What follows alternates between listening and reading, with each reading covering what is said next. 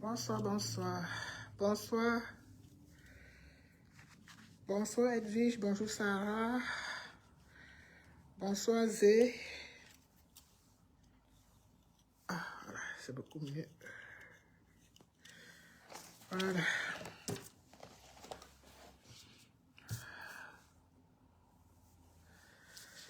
Ah.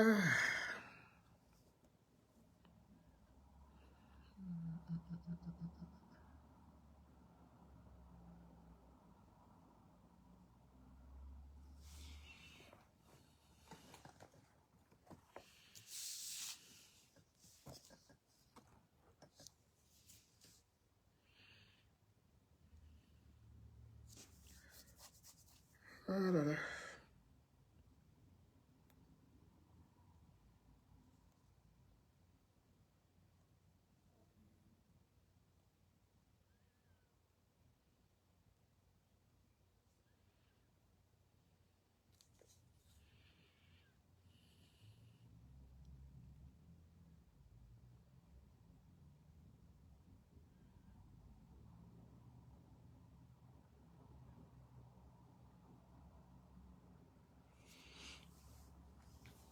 Bonsoir Sylvie, on se connecte, on partage.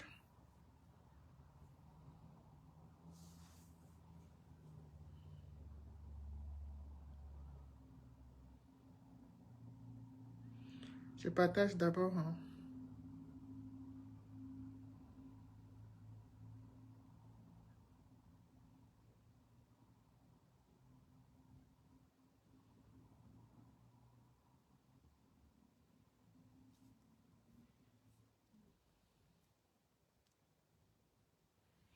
Bonsoir Diego.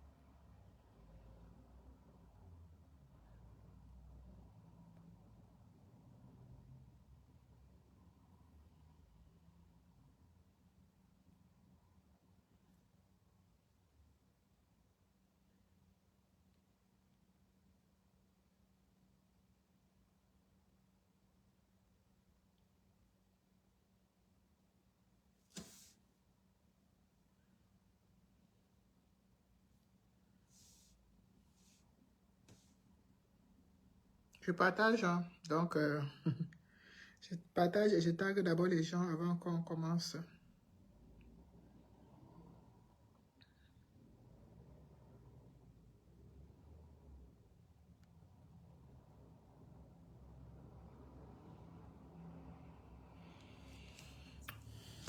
Voilà, donc j'ai... Ah, voilà. Fait pas trop chaud. On partage, on partage.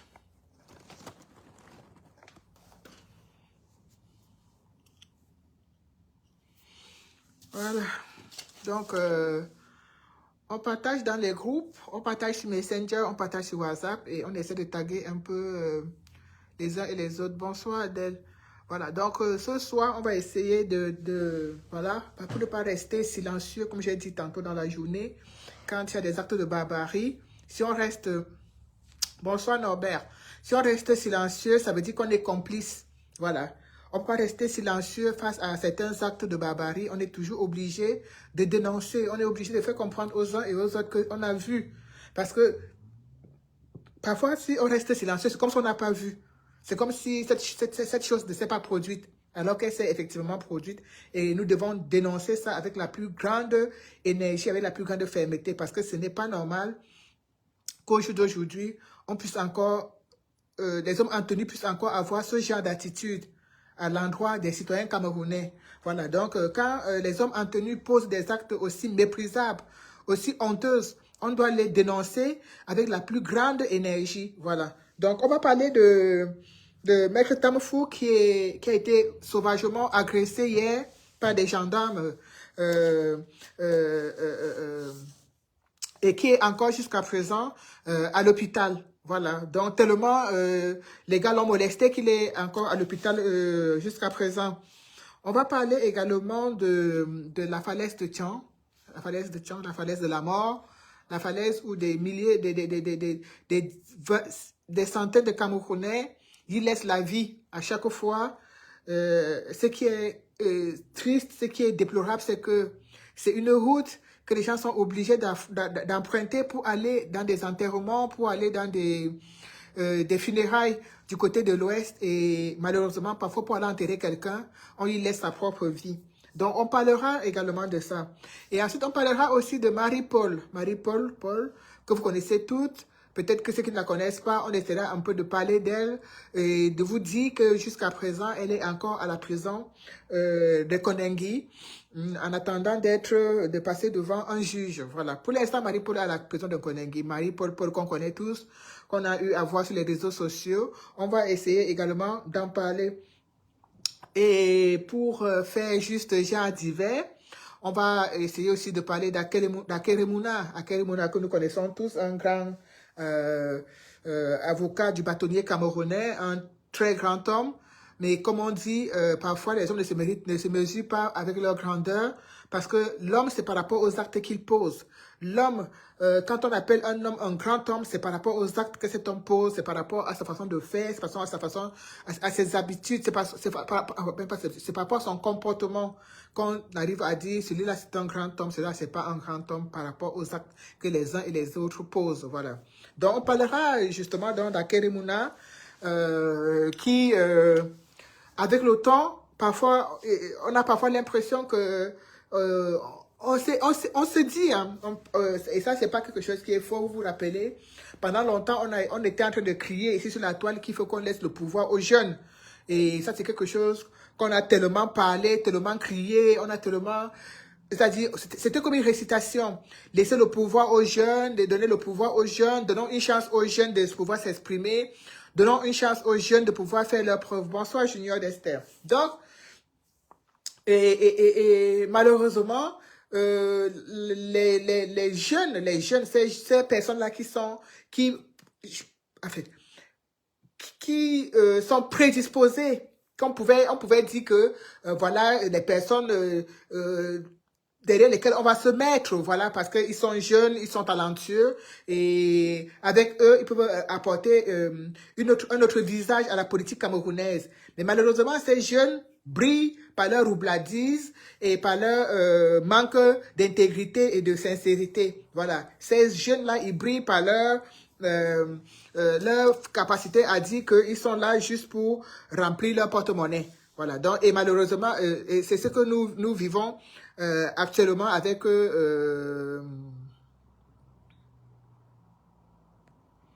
ce que nous vivons actuellement au niveau au niveau du Cameroun.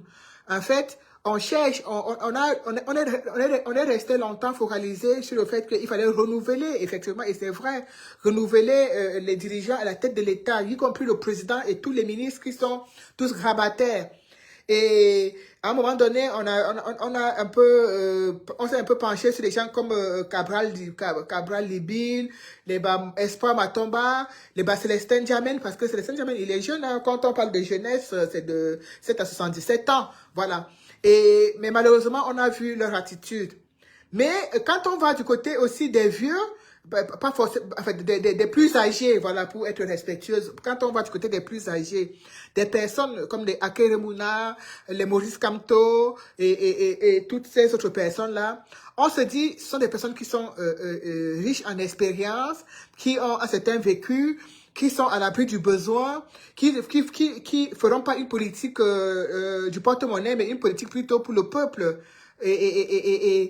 Mais c'est toujours une déception parce que dans ces personnes, parmi ces politiciens plus âgés, on a toujours des politiciens véreux comme Hakainde Mouna. C'est-à-dire des gens qui n'arrivent pas à faire le même sacrifice, qui n'arrivent pas à faire don de résilience, comme l'a fait Maurice Kamto. On voit Hakainde Mouna qui parfois se dit opposant, et dans les attitudes et certains actes qu'il pose, on a l'impression que ce n'est pas un opposant, c'est plutôt un proposant.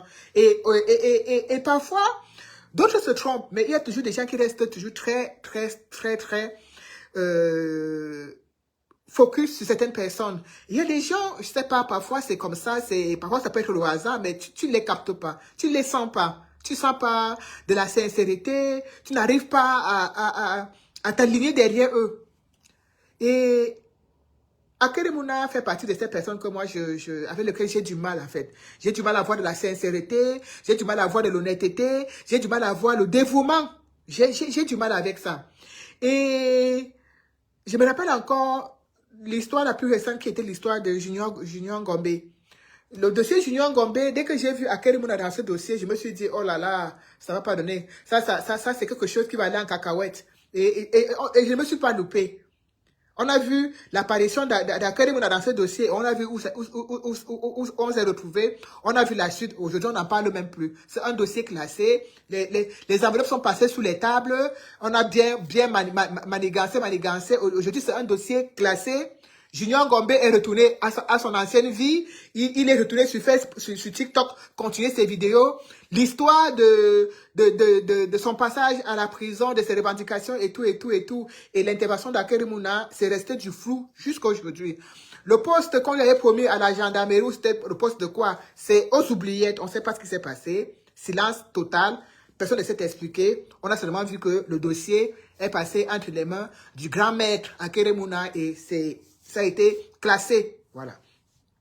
Ça montre un peu ces personnes qui vous disent « je combats le gouvernement », mais qui n'arrivent pas en fait. C'est-à-dire, ils vous disent « non, je suis contre ce gouvernement-là, je combats le gouvernement, je veux le changement, je suis de l'opposition », mais ils n'arrivent pas. Il n'est pas le seul. Ils sont nombreux comme ça, c'est-à-dire, ils essayent. Ils font tant bien que mal, ils essayent de combattre le gouvernement, mais ils n'y arrivent pas parce que le ventre crie famine. Et même, je ne pourrais pas dire qu'Hakainde Mouna est de la catégorie de ceux-là qui crient famine. Hakainde Mouna a quand même une grande carrière derrière lui, comme il le dit. Il est un grand avocat du barreau au Cameroun. Donc, et par cela, il a la prétention de dépasser même certains parce que pour lui, d'autres sont plutôt juristes à l'international. Lui, c'est au niveau du Cameroun. Bon, je ne veux pas entrer dans les grands débats des grands intellectuels, tout simplement pour dire que c'est dommage. On a vu, moi j'ai suivi un peu Hakainde Mouna sur le dossier Glencore, c'est-à-dire cette histoire cette histoire qui se passe au niveau du Royaume-Uni, qui était un très grand scandale. Un très grand scandale. Et donc, il y a eu beaucoup d'argent qui a été détourné de corruption et tout. Et c'est Hakainde Mouna qui est censé représenter l'État camerounais là-bas. Je pense que... Bonsoir, ma maman Florence. Bonsoir, ma grande. Et je pense que il est devant ce dossier parce qu'il sait qu'il y a quelque chose à manger dedans. Et ça, c'est quelque chose qui est d'autant plus déplorable parce qu'à un certain âge, quand on a l'âge de la maturité, quand on a l'âge de la sagesse, on ne peut plus être en train de se battre parce qu'on veut remplir son frigo. Parce qu'en fait, on a eu le temps d'une carrière, le temps d'une vie pour faire ce genre de combat, c'est-à-dire le combat du remplissage du frigo. Quand on a l'âge, ce genre d'âge-là, l'âge de la maturité, l'âge de la sagesse, l'âge de prendre du recul comme les Hakainde Mouna, il y a des combats qu'on doit mener avec honnêteté et sincérité. Excusez-moi.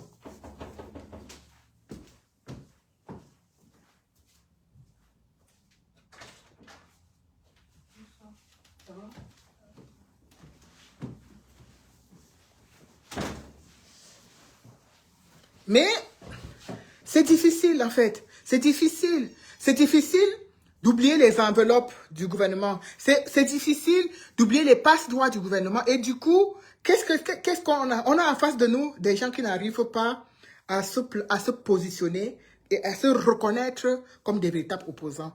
Et tel est le cas d'Akeremouna. Vous avez vu Akeremouna dernièrement sur un plateau de télévision s'attaquer à Maurice Kamto. Pourtant, la sagesse même, la maturité même voudrait que des gens comme les Akeremouna et les Maurice Kamto, qui ont une expérience très grande de la politique camerounaise, qu'ils soient main dans la main.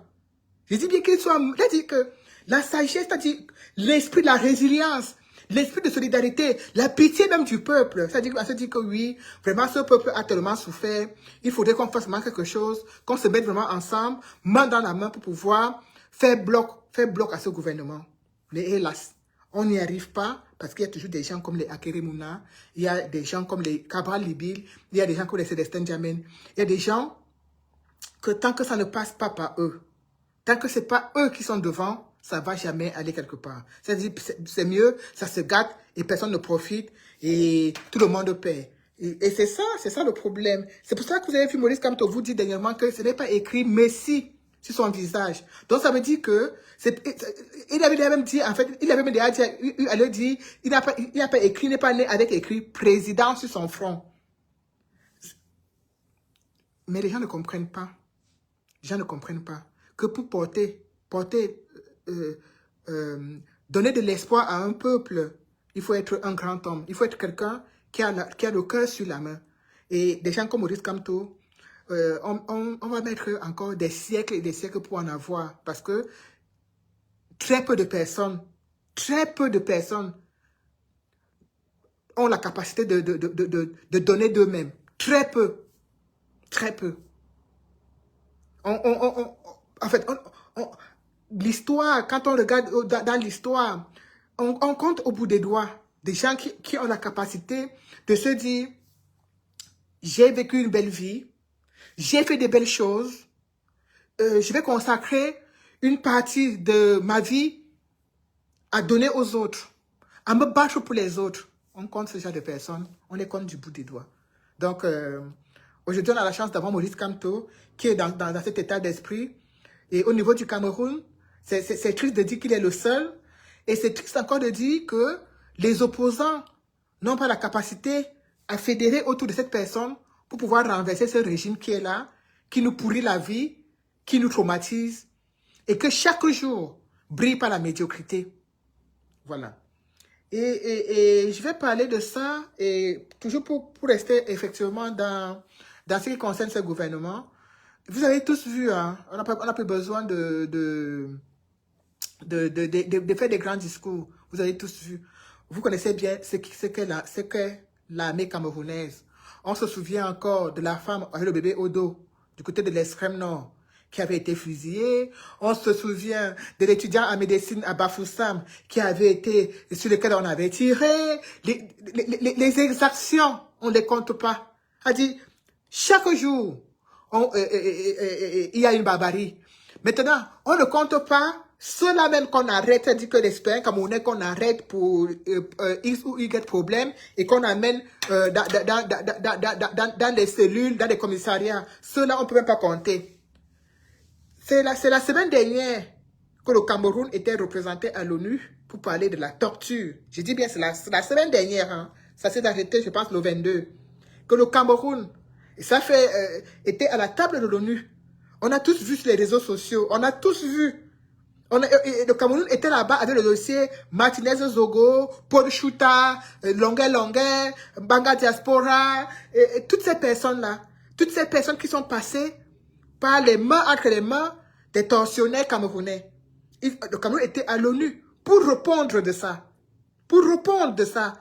Et quand la vidéo de la torture de Longuet est sortie, le secrétaire d'État à la Défense a sorti un communiqué pour nous dire que toute la lumière va être faite sur ces actes. Que toute la lumière va être faite. Sauf que M. Tabala, se balade encore. M. Tabala, qu'on connaît tous, donc on sait qu'il était parmi les personnes là même, parmi les bourreaux de longueur, se balade en toute tranquillité. On n'a pas eu de suite. En fait, le secrétaire d'État à la Défense a sorti juste un truc comme ça pour essayer de faire genre, pour dire aux Camerounais, oui, on a vu, voilà, bon, on va essayer de voir, on va voir. Pourtant, de toute façon, il sait très bien de qui ont commis ces actes-là. Il sait très bien de qui l'ont fait. Donc, s'il voulait apporter toute la lumière sur ce dossier, il aurait dû apporter la lumière sur ce dossier. L'État camerounais aujourd'hui se met à dire que ils vont lever le pied au niveau de la torture. Mais sauf que ce sont les hommes en tenue de ce gouvernement. Coucou Fantomas Tarzan, coucou Manveux. Ce sont les hommes en tenue. Et je vous exhorte à partager encore le live s'il vous plaît. Encore un tour de partage. Ce sont ces hommes en tenue même qui sont les premiers à poser des actes de barbarie à l'endroit des citoyens. Alors, vous avez vu la vidéo de Maître Tamfou, Richard, cet avocat, qui est jeté derrière une pick-up en plein jour, au vu et au su de tout le monde. Parce qu'en fait, quand je dis en plein jour, c'est pour dire quoi? Parce qu'en fait, ce qui se passe dans les bureaux comme les CED, la CEMIL, tout ça, là, on ne voit pas en fait. C'est-à-dire, on n'a pas la visibilité dessus, on ne sait pas. On a eu à voir les policiers qui se bagarrent avec les taximans. On a eu à voir des policiers qui se bagarrent avec les mototaximans, qui se bagarrent pour Awara, qui se bagarrent pour prendre l'argent aux gens. On a eu à voir tout ça. On a eu à voir, c'est-à-dire qu'on peut faire une compilation des actes, des actes ridicules. C'est-à-dire que de la façon ridicule dont les hommes en tenue se comportent au Cameroun. On voit les policiers qui sont sous dans les bars. On a eu aussi l'épisode des policiers qu'on voit, ils sortent leur bangala dans les vidéos sur Facebook. D'autres qui sortent leur bangala dans les bureaux. On a eu à voir tout ça. Et ça, dans un pays où on respecte, il y a la moralité, où on respecte la moralité, on respecte les mœurs, des choses comme ça ne devraient pas se faire. Alors, on a vu donc Maître Tamfou, je ne peux pas, ça dit, Maître Tamfou n'était pas armé. Il n'avait pas une arme blanche sur lui. Il n'avait pas quelque chose qui pouvait prêter à confusion, c'est-à-dire qu'il n'était pas dans l'état d'esprit de se battre avec les hommes en tenue. Non, il est avec son client, il y a des choses qui se passent, il trouve que ce n'est pas normal, il essaye de réagir, et ces gendarmes lui font comprendre qu'il n'a même pas.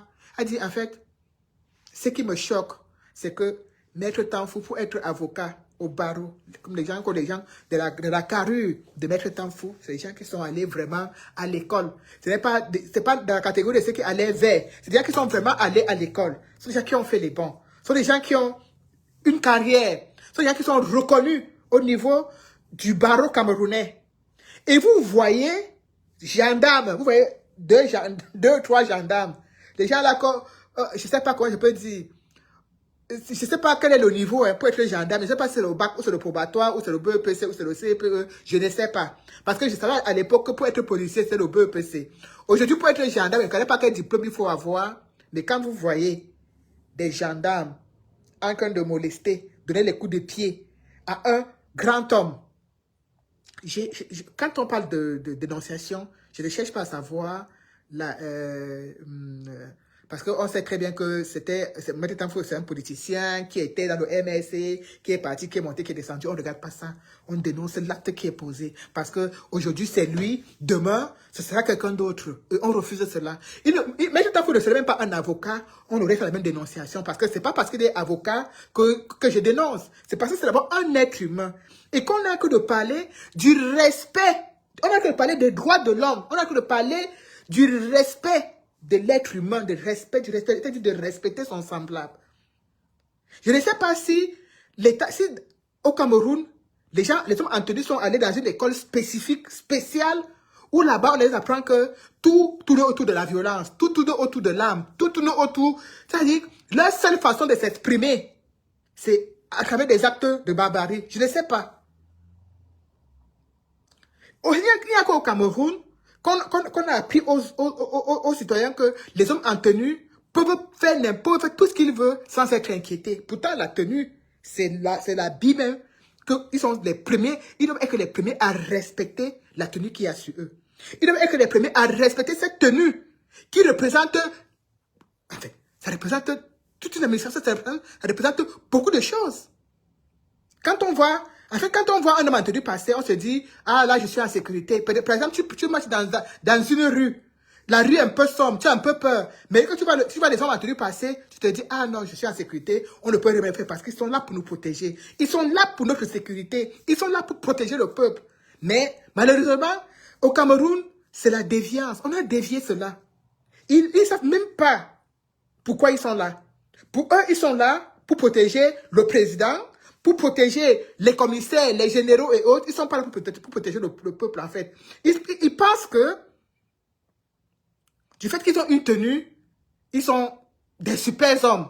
C'est-à-dire, la tenue pour eux, c'est une cape. C'est-à-dire que c'est comme la cape de Spider-Man. Ils ont des super pouvoirs. La tenue leur donne des super pouvoirs. Ils peuvent, avec leur tenue, se permettre de faire tout ce qu'ils veulent.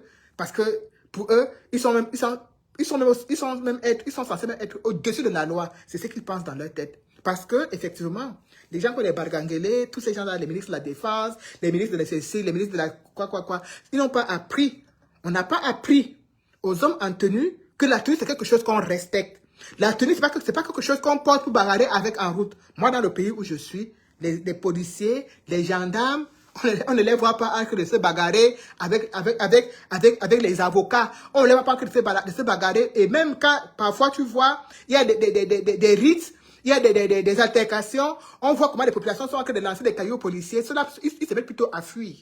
Mais au Cameroun, si tu parles au caillou pour lancer aux policiers, il va finir avec toi sur place. Tu n'auras même pas le temps de soulever la main qu'il aura déjà tiré.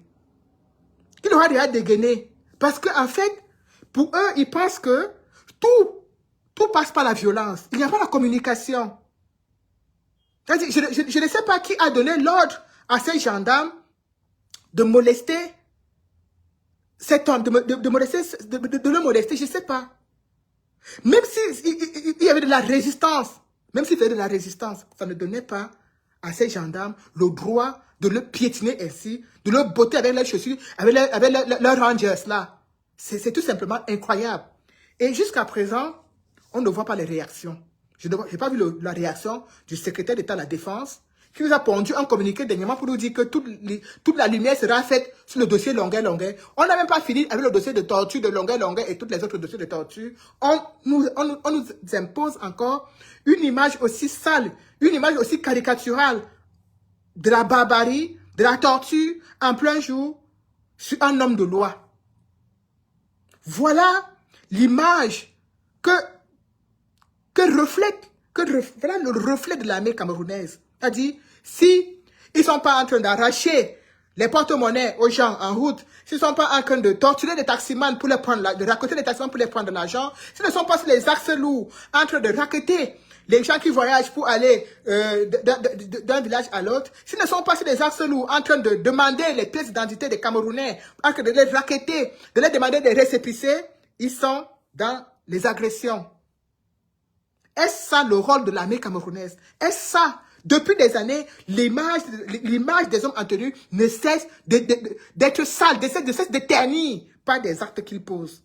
Et le gouvernement reste silencieux parce qu'en fait, ils estiment que l'armée est au pouvoir du dictateur. Ils estiment que l'armée est au pouvoir du dictateur. Donc, du coup, ils ne peuvent pas se permettre de faire certaines choses aux hommes en tenue. Ils ne peuvent pas se permettre parce qu'il faut les protéger. Parce que si demain, il y a quelque chose qui se passe au pays, c'est eux qui vont défendre le président. C'est eux qui vont protéger le président. Pourtant, l'armée n'est pas censée protéger le président. L'armée est censée protéger le peuple. Parce que ce n'est pas l'armée du président. Si le président qui est là quitte aujourd'hui, cette même armée va rester. Ces mêmes policiers qui sont là, ces mêmes gendarmes qui sont là, ça veut dire que tous ces petits postes d'armée, ils vont rester. Donc, ils ne sont pas au service du président. Ils sont au service du peuple. Mais quand on voit comment ces gens se comportent, et qu'à chaque fois, ils ont l'immunité. Les dossiers sont toujours classés sans suite. Un policier tue un jeune étudiant en médecine à Bafoussam, on n'a pas la suite jusqu'à aujourd'hui. Une policière dégaine à tel endroit, on n'a pas la suite jusqu'à aujourd'hui. On voit des policiers en tenue en train de bagarrer avec des mototaximans, on n'a pas la suite. On n'entend pas que vraiment opération nettoyage au niveau de l'armée camerounaise. Des hommes en tenue, opération nettoyage. Il faut qu'on redore l'image même des hommes en tenue. C'est-à-dire que quand on voit un policier, on est censé le respecter. Mais aujourd'hui, les policiers sont des gens que quand on voit, on dit, ah, dis donc, les mendiants là, les racketteurs là. Ce sont des gens que quand on voit, on n'a même pas envie de les voir. Parce que c'est eux, tout ce qui est mauvais. Quand les gens passent, quand j'avais encore, quand j'étais au pays, il y a des années aujourd'hui, j'ai voulu entrer dans le monde des affaires. Je voulais entrer dans le monde des affaires, donc j'avais ouvert ce qu'on appelle un petit restaurant avec l'option call box et tout. Et je vous dis, les gendarmes, tous les jours, tous les soirs, ils passaient racketter. Parce que je vous dis ça parce que j'ai vu la vidéo d'un jeune là qui disait, qui se plaignait des impôts. Et ça, c'est quelque chose qui fait au moins 22, 23 ans aujourd'hui. Et quand je vois que les mêmes choses continuent, ça veut dire que les mêmes façons de faire, les mêmes façons d'escroquer, les mêmes façons de prendre au peuple continuent, je me dis, mais en fait, rien n'a changé. Rien n'a changé. Rien ne change, pourquoi? Parce que ce sont les mêmes ministres qui sont là. Ce sont les mêmes commissaires qui sont là. Ce sont les mêmes généraux qui sont là. Ce sont les mêmes secrétaires à la défense qui sont là. Ce sont les mêmes personnes. Et quand Dieu appelle même un, on ne remplace pas son fils, ou bien on ne remplace pas son cousin, c'est les mêmes personnes qui sont là. Ça ne peut pas changer. Ça ne peut pas changer. Quand des choses peuvent changer, que quand il y a des hommes intègres qui occupent des postes, ça peut pousser l'attitude des policiers, des hommes en tenue, des gendarmes, à avoir une attitude plus responsable, à avoir une attitude qui respecte même leur propre tenue. Mais ils ne peuvent pas avoir cette attitude-là parce qu'au sommet, a dit que leurs responsables, les gens qui sont censés leur donner le bon exemple, il n'y a rien. Il n'y a rien en haut. Il n'y a rien qui suit. Tout tourne autour de l'argent, tout tourne autour de traumatiser le peuple, tout tourne autour des abus, tout tourne autour du mépris. Oui. Ils sont tellement super au-dessus de la loi qu'ils ne s'imaginent même pas qu'on peut leur relever de leurs fonctions, qu'ils ne s'imaginent même pas que les actes qu'ils font peuvent être filmés et mis sur les réseaux sociaux, comme ce qui s'est passé hier avec Maître Tanfou. C'était en plein jour. Et pendant que ça se passait, les gens étaient en train de filmer. Et dès qu'on filme immédiatement, ça passe sur les réseaux sociaux. Et ils ne s'imaginent même pas, en fait. Parce que si, par le passé, ils avaient vu, si par le passé, des gens qui ont eu affaire à poser ce genre d'acte avaient été sévèrement punis, ce qui s'est passé hier n'aurait jamais pu avoir lieu. Oui. Ce qu'on a vu hier n'aurait jamais pu avoir lieu. Pourquoi? Tout simplement parce que ces gens-là allaient se dire que, ah, qu'est-ce qu'on a que de faire là? Et on peut nous relever de nos fonctions. Et on va rendre compte. Et immédiatement, ils n'allaient même pas avoir le courage d'agir comme ils ont agi là. Hier, normalement, le responsable de ces hommes devait s'exprimer. Devait d'abord s'exprimer, nous dire que ces hommes en tenue qui salissent l'image du peuple et même l'image de la fonction même des gendarmes doivent être simplement et purement relevés de leur fonction. Parce qu'on ne peut pas avoir de telles attitudes à l'endroit de l'humain. Quand vous les voyez en route en train d'interpeller les petits Nangaboko au niveau de la vidéo que vous voyez comment ils donnent des coups de pied. C'est-à-dire qu'ils sont au moins 3, 4 sur une même personne en train de violenter. Tout tourne autour de la violence. Et cette image, cette façon de faire reste et perdue parce que on encourage cela. Parce qu'il n'y a pas des actes, il n'y a pas de correction, il n'y a pas de suivi, il n'y a pas de représailles après. Donc, ils savent qu'ils font ça, on ne leur fait rien. Si par le passé, ces actes s'opposaient et qu'il y avait des sanctions lourdes On ne verrait plus ce genre de policiers en train de bagarrer en route. Si quand un policier bagarrait en route avec un moto-taximan, on filmait et que le supérieur, le commissaire voyait tout ça et disait non, c'est fini là. Toi, c'est bon, tu poses encore d'avertissement, tu poses encore tout comme ça, tu vas relever tes fonctions. Ça se serait arrêté depuis. Ça se serait arrêté depuis. Mais comme quand le policier est en train de bagarrer comme ça, c'est parce qu'il y a pour le commissaire dedans. Hein. Il ne prend pas pour lui seul. Si les policiers qui sont en route là, raquettaient pour eux, c'est-à-dire que s'ils raquettaient pour ramener chez eux, c'est que cette histoire est finie depuis. Mais quand ils raquettent, il y a pour le commissaire est au bureau en train d'attendre. Quand on finit de raqueter, on vient donner sa part. Il prend son pourcentage dessus. C'est pour ça que ça continue à perdurer jusqu'à aujourd'hui. C'est pour ça que de tels actes continuent à perdurer. Et ça ne va pas s'arrêter. Ça ne va pas s'arrêter de ici. Excusez-moi.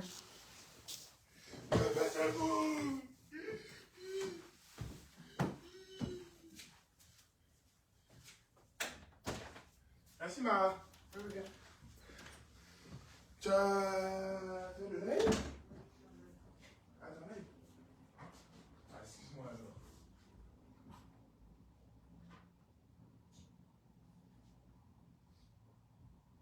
Qu'est-ce qui craille dehors? Ouais, tu sorti tout à l'heure pour la région. Piré? Il est senti passer. Et regarde mes pieds, il est proche de...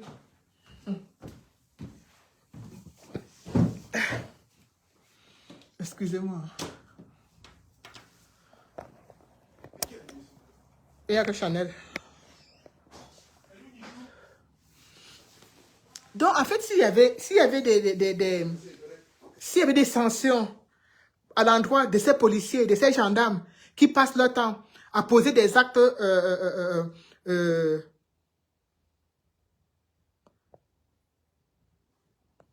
à poser ce genre d'actes, on ne serait plus là aujourd'hui. Ce serait un dossier classé.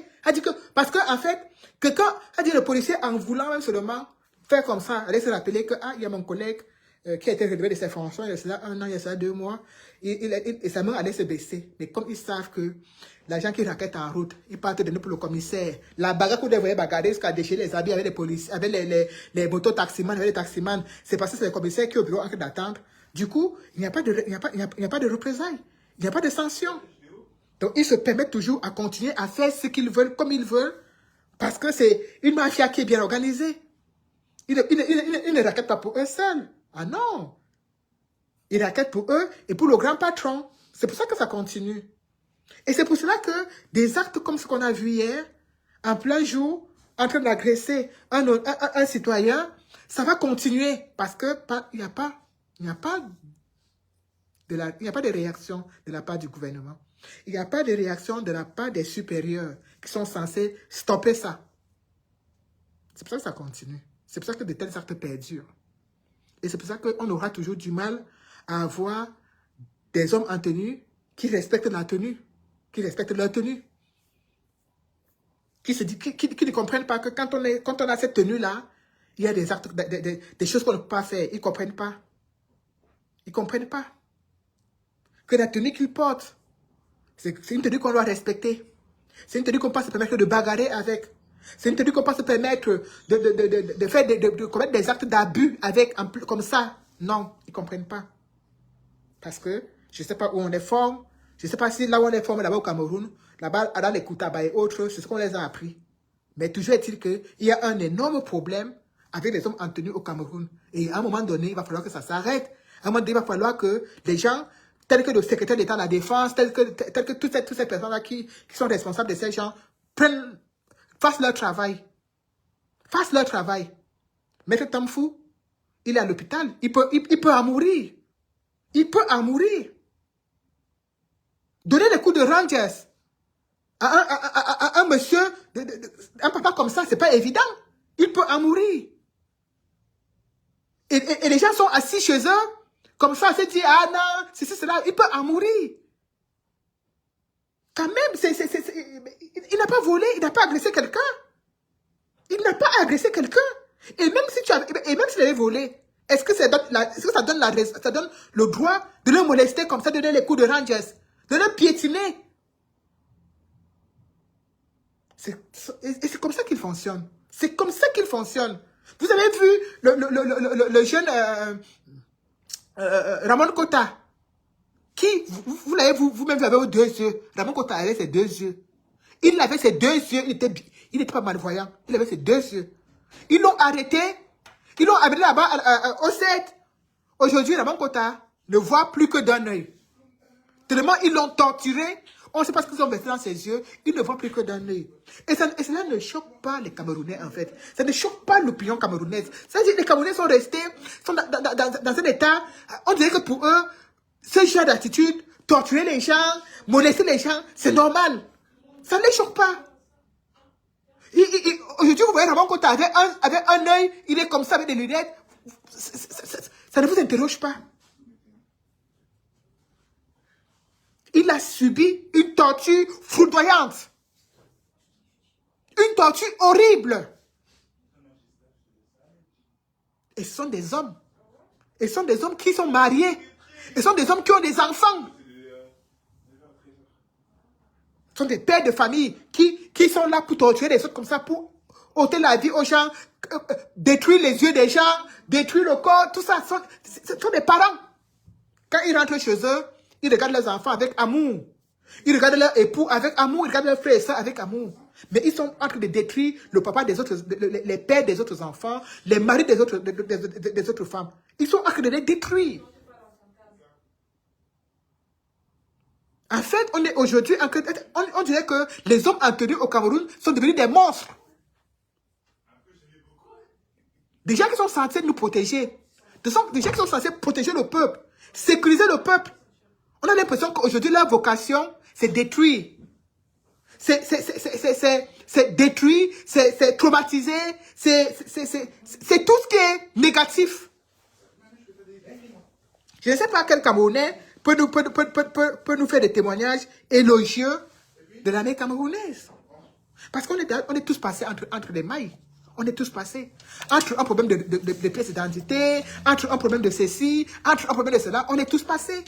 Et on voit comment ils réagissent. On voit le comportement.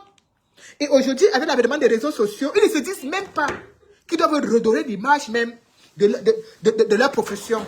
Ça ne leur vient même pas en tête qu'on doit redorer l'image de notre profession parce que tout ce qu'on fait aujourd'hui est filmé et est directement affiché sur les réseaux sociaux. Ça ne leur vient même pas en tête. Ça ne vient pas en tête. Parce que vous voyez, les gens n'ont pas en tête. Ils n'ont pas compris ce qu'on appelle l'image d'un pays. L'image d'un pays. Qu'est-ce qu'on pense? C'est-à-dire l'image, c'est-à-dire le reflet d'un pays à l'extérieur. Ils n'ont pas ça. Ils n'ont pas cette capacité à réfléchir ainsi. Quelle est l'image que nous donnons à l'extérieur? Qu'est-ce que les gens de l'extérieur pensent de nous? Ils n'ont pas poussé leur réflexion jusque-là. Parce que s'ils poussaient la réflexion jusque-là, s'ils pensaient à ce que les autres, à l'image qu'on pense du Cameroun à l'extérieur, à l'image, ils poseraient des actes différents en fait. Ils se diraient, oulala, c'est quelle image nauséabonde comme ça qu'on donne de la part de notre armée. Oulala, c'est quelle image comme ça de la part de notre profession. Et les choses pouvaient changer. Mais ils n'ont pas cette culture-là. Ils n'ont pas. Malgré qu'on est en train de les filmer, ils ont continué à tabasser Maître Richard Tamfou, sans aucune gêne. Ah oui. Ils ont continué à les tabasser. Coup de pied, coup de pied, coup de pied. Avec les Rangers.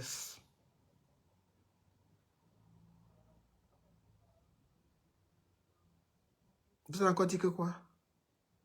Vous avez encore me dit que c'est la faute de Kamto? Hein? Vous avez encore me dit que c'est la faute de Maurice Kamto si l'État est violent, si l'armée est violente? Vous avez encore me dit que c'est la faute de Kamto?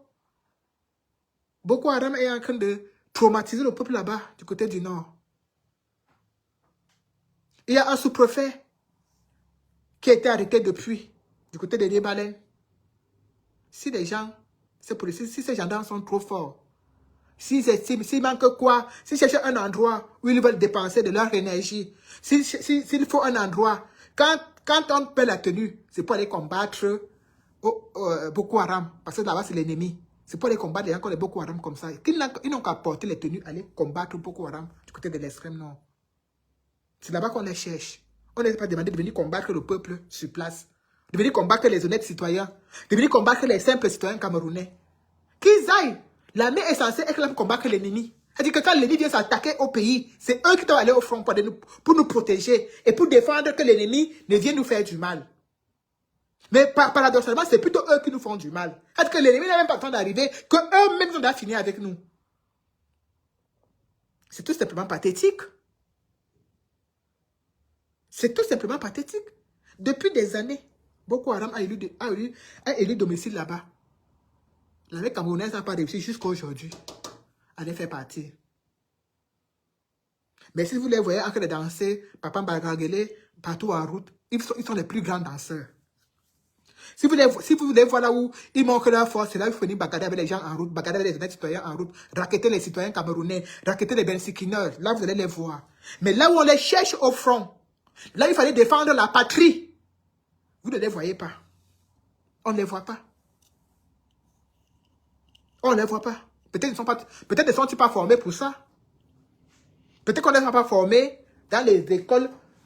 J'étais pour déposer le pont là-bas. Tu peux prendre. Peut-être qu'on n'est pas formé pour ça. Peut-être qu'on n'est pas formé pour aller combattre avec l'ennemi. Peut-être qu'on les a formés pour combattre avec nous-mêmes, qui sont censés protéger. Sinon, comment expliquer? Comment expliquer? On peut expliquer ça comment?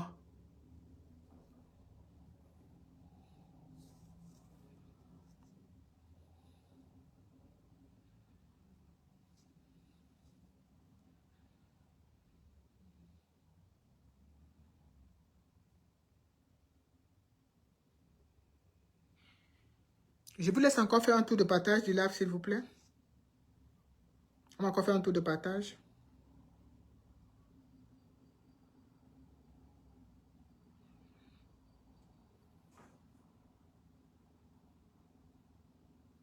On peut pas dire ça. Bonsoir, Kamer, Révolution bis.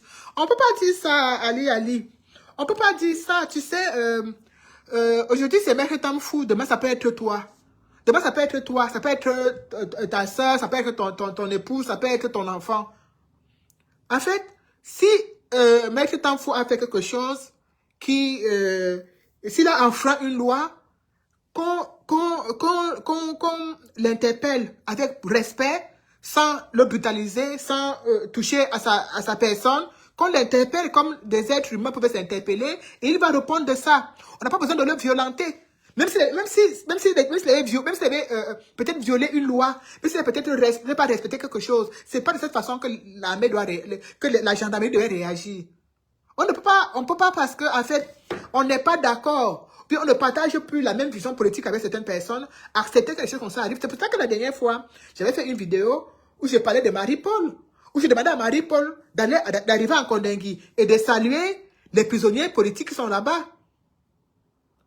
J'avais fait cette vidéo. Regardez aujourd'hui Marie-Paul pour chuter. On a tous vu. Moi, j'ai connu Marie-Paul. Vous l'avez tous connu, comme moi. Encore, partagez le partage. Faites encore tout de partage, s'il vous plaît. Vous savez, quand j'arrive sur Facebook, parce que je fais partie des dernières personnes à être arrivées sur Facebook. Je n'étais pas pressé d'arriver sur Facebook. Quand j'arrive sur Facebook, je découvre les gens comme Marie-Paul. Marie-Paul avait un combat des plus nobles. Marie-Paul, il y avait une dénonciation. Elle était accrochée. Je vous dis, elle était accrochée sur les mimbans. Des gens du port de Douala. C'est-à-dire, Marie-Paul avait pris le port de Douala pour faire son combat avec la douane. Elle n'a pas lâché. Tous les jours, elle faisait des lives pour dénoncer l'escroquerie, la corruption qu'il y a au niveau du port. Parce qu'elle avait certainement un problème là-bas et elle a certainement dû en baver et elle s'est mise à dénoncer. Je vous assure, elle faisait un travail formidable. Elle faisait un travail formidable. C'était magnifique. Si vous allez sur ma page Facebook, il y a de cela 5 ans en arrière, je partageais les publications de Marie-Paul. Je partageais. J'étais admirative de voir une femme qui a pris un pan des problèmes de la société camerounaise et qui en a fait son cheval de bataille. J'étais admiratif de ça. Je disais, ah, c'est bien ça, Marie-Paul. Je partageais cette explication. Je partageais tout ce qu'elle disait. Je partageais. J'étais fan. Parce qu'en fait, on doit dénoncer tous ces gens-là. On doit les dénoncer. On doit les afficher au maximum. Mais malheureusement, le rêve était très beau. C'était très beau ce que Marie-Paul faisait pour durer. C'est pour vous dire que vous devez avoir du respect pour nous qui sommes là depuis 5 ans. Et on n'a pas encore viré du côté de la sardine. Vous devez avoir du respect. Ça veut dire que quand quelqu'un porte une lutte, porte une cause, ça veut dire que ça vient de ses tripes. Ce n'est pas une cause qu'on porte pour qu'après, quand tu vois quelques biens devant toi, tu changes, tu oublies pourquoi tu t'es levé. Marie-Paul, en un temps de mouvement, elle a tourné la veste, on n'a même pas vu ça venir. C'était tellement violent qu'on n'a même pas compris comment c'est quitté du rouge au noir. Ça a changé de couleur immédiatement. On a seulement vu une Marie-Paul qui avait changé de fusil d'épaule. Elle est allée au Cameroun, on lui a donné quelque chose, on a arrangé ses problèmes au port, on a les voitures qu'on avait dédouanées, qu'on avait confisquées, parce qu'elle était dans une bataille très féroce avec les enfants les ceci de. Elle est allée au Cameroun, on a fait à son dit Makana, et qui est, Naya, Geben, et qui est, Tobo mieux, voyez 10 millions, voyez 20 millions, et qui est, Geben, il y a des problèmes familiales. On a donné à Marie pour ce qu'elle voulait. Voyez, directeur du port en Allemagne, hein? Ah, bon problème. Bien, maintenant, arrangé. Ok. Oui, président Paul Biya, un oncle, oui. Bien arrangé. Top mieux. Top barcoba. Top barcoba. C'est Maurice Kamto qui t'a envoyé. Ne parle plus, ne parle plus. On a récupéré Marie-Paul. On lui a donné ce qu'on donne toujours. On lui a donné sa part. Marie-Paul, du jour au lendemain, a changé du fusil. Elle est devenue l'ennemi. Même des gens qui... Elle est devenue même notre ennemi. C'est-à-dire que nous qui étions là en train de pleurer avec elle, que ouais, ma soeur, qu'est-ce qui t'arrive vraiment, le port là? Ouais, quelle injustice. Ce n'était plus ça. Elle a dit qu'elle a oublié que c'était nous qui étions en train de partager ses revendications pour que ça puisse arriver à étudier. Elle a oublié. Du jour au lendemain, Marie-Paul a changé de fusil d'épaule. Elle est devenue la porte-parole du gouvernement. Elle est devenue une très grande patriote. Elle est devenue une problème. Elle a cru qu'en fait, c'est tellement con. C'est tellement con. Parce que quand vous voyez les gens, quand on se lève pour faire une lutte, il faut être sincère et honnête envers soi-même. C'est toujours déplorable parce que les gens font les choses pour quelque chose. C'est-à-dire que tu vois le politicien, ça je parlais tout à l'heure d'Akeremouna. Quelqu'un se lève, il vous donne l'impression que il fait ça pour vous. Mais au final, non. C'est pas pour vous qu'il se bat. Il se bat pour lui-même. Et ça qui est le plus triste. Parce que Marie-Paul, dans le revers de la main de la corruption, on lui a cloué le bec. Elle est restée tranquille. Elle ne dénonçait plus. Tout au contraire, elle était devenue l'avocate même des gens avec qui elle se battait. Des gens contre qui elle se battait par le passé. Elle est devenue leur amie. Leur amie est devenue une grande patriote. Marie-Paul, quand Marie-Paul est partie au Cameroun, elle était reçue par des gens comme genre les blédards, comme genre de Dieu Momo, l'ont reçue. C'est-à-dire une très grande patriote.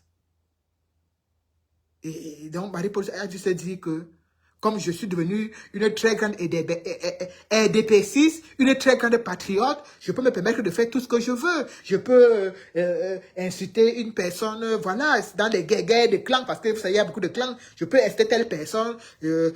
Chantal Biya, je défends la première dame, elle ne peut pas me faire n'importe quoi, je suis intouchable. Voilà comment Marie-Paul est quittée de combat, de dénonciation du port de Douala. Elle est devenue patriote.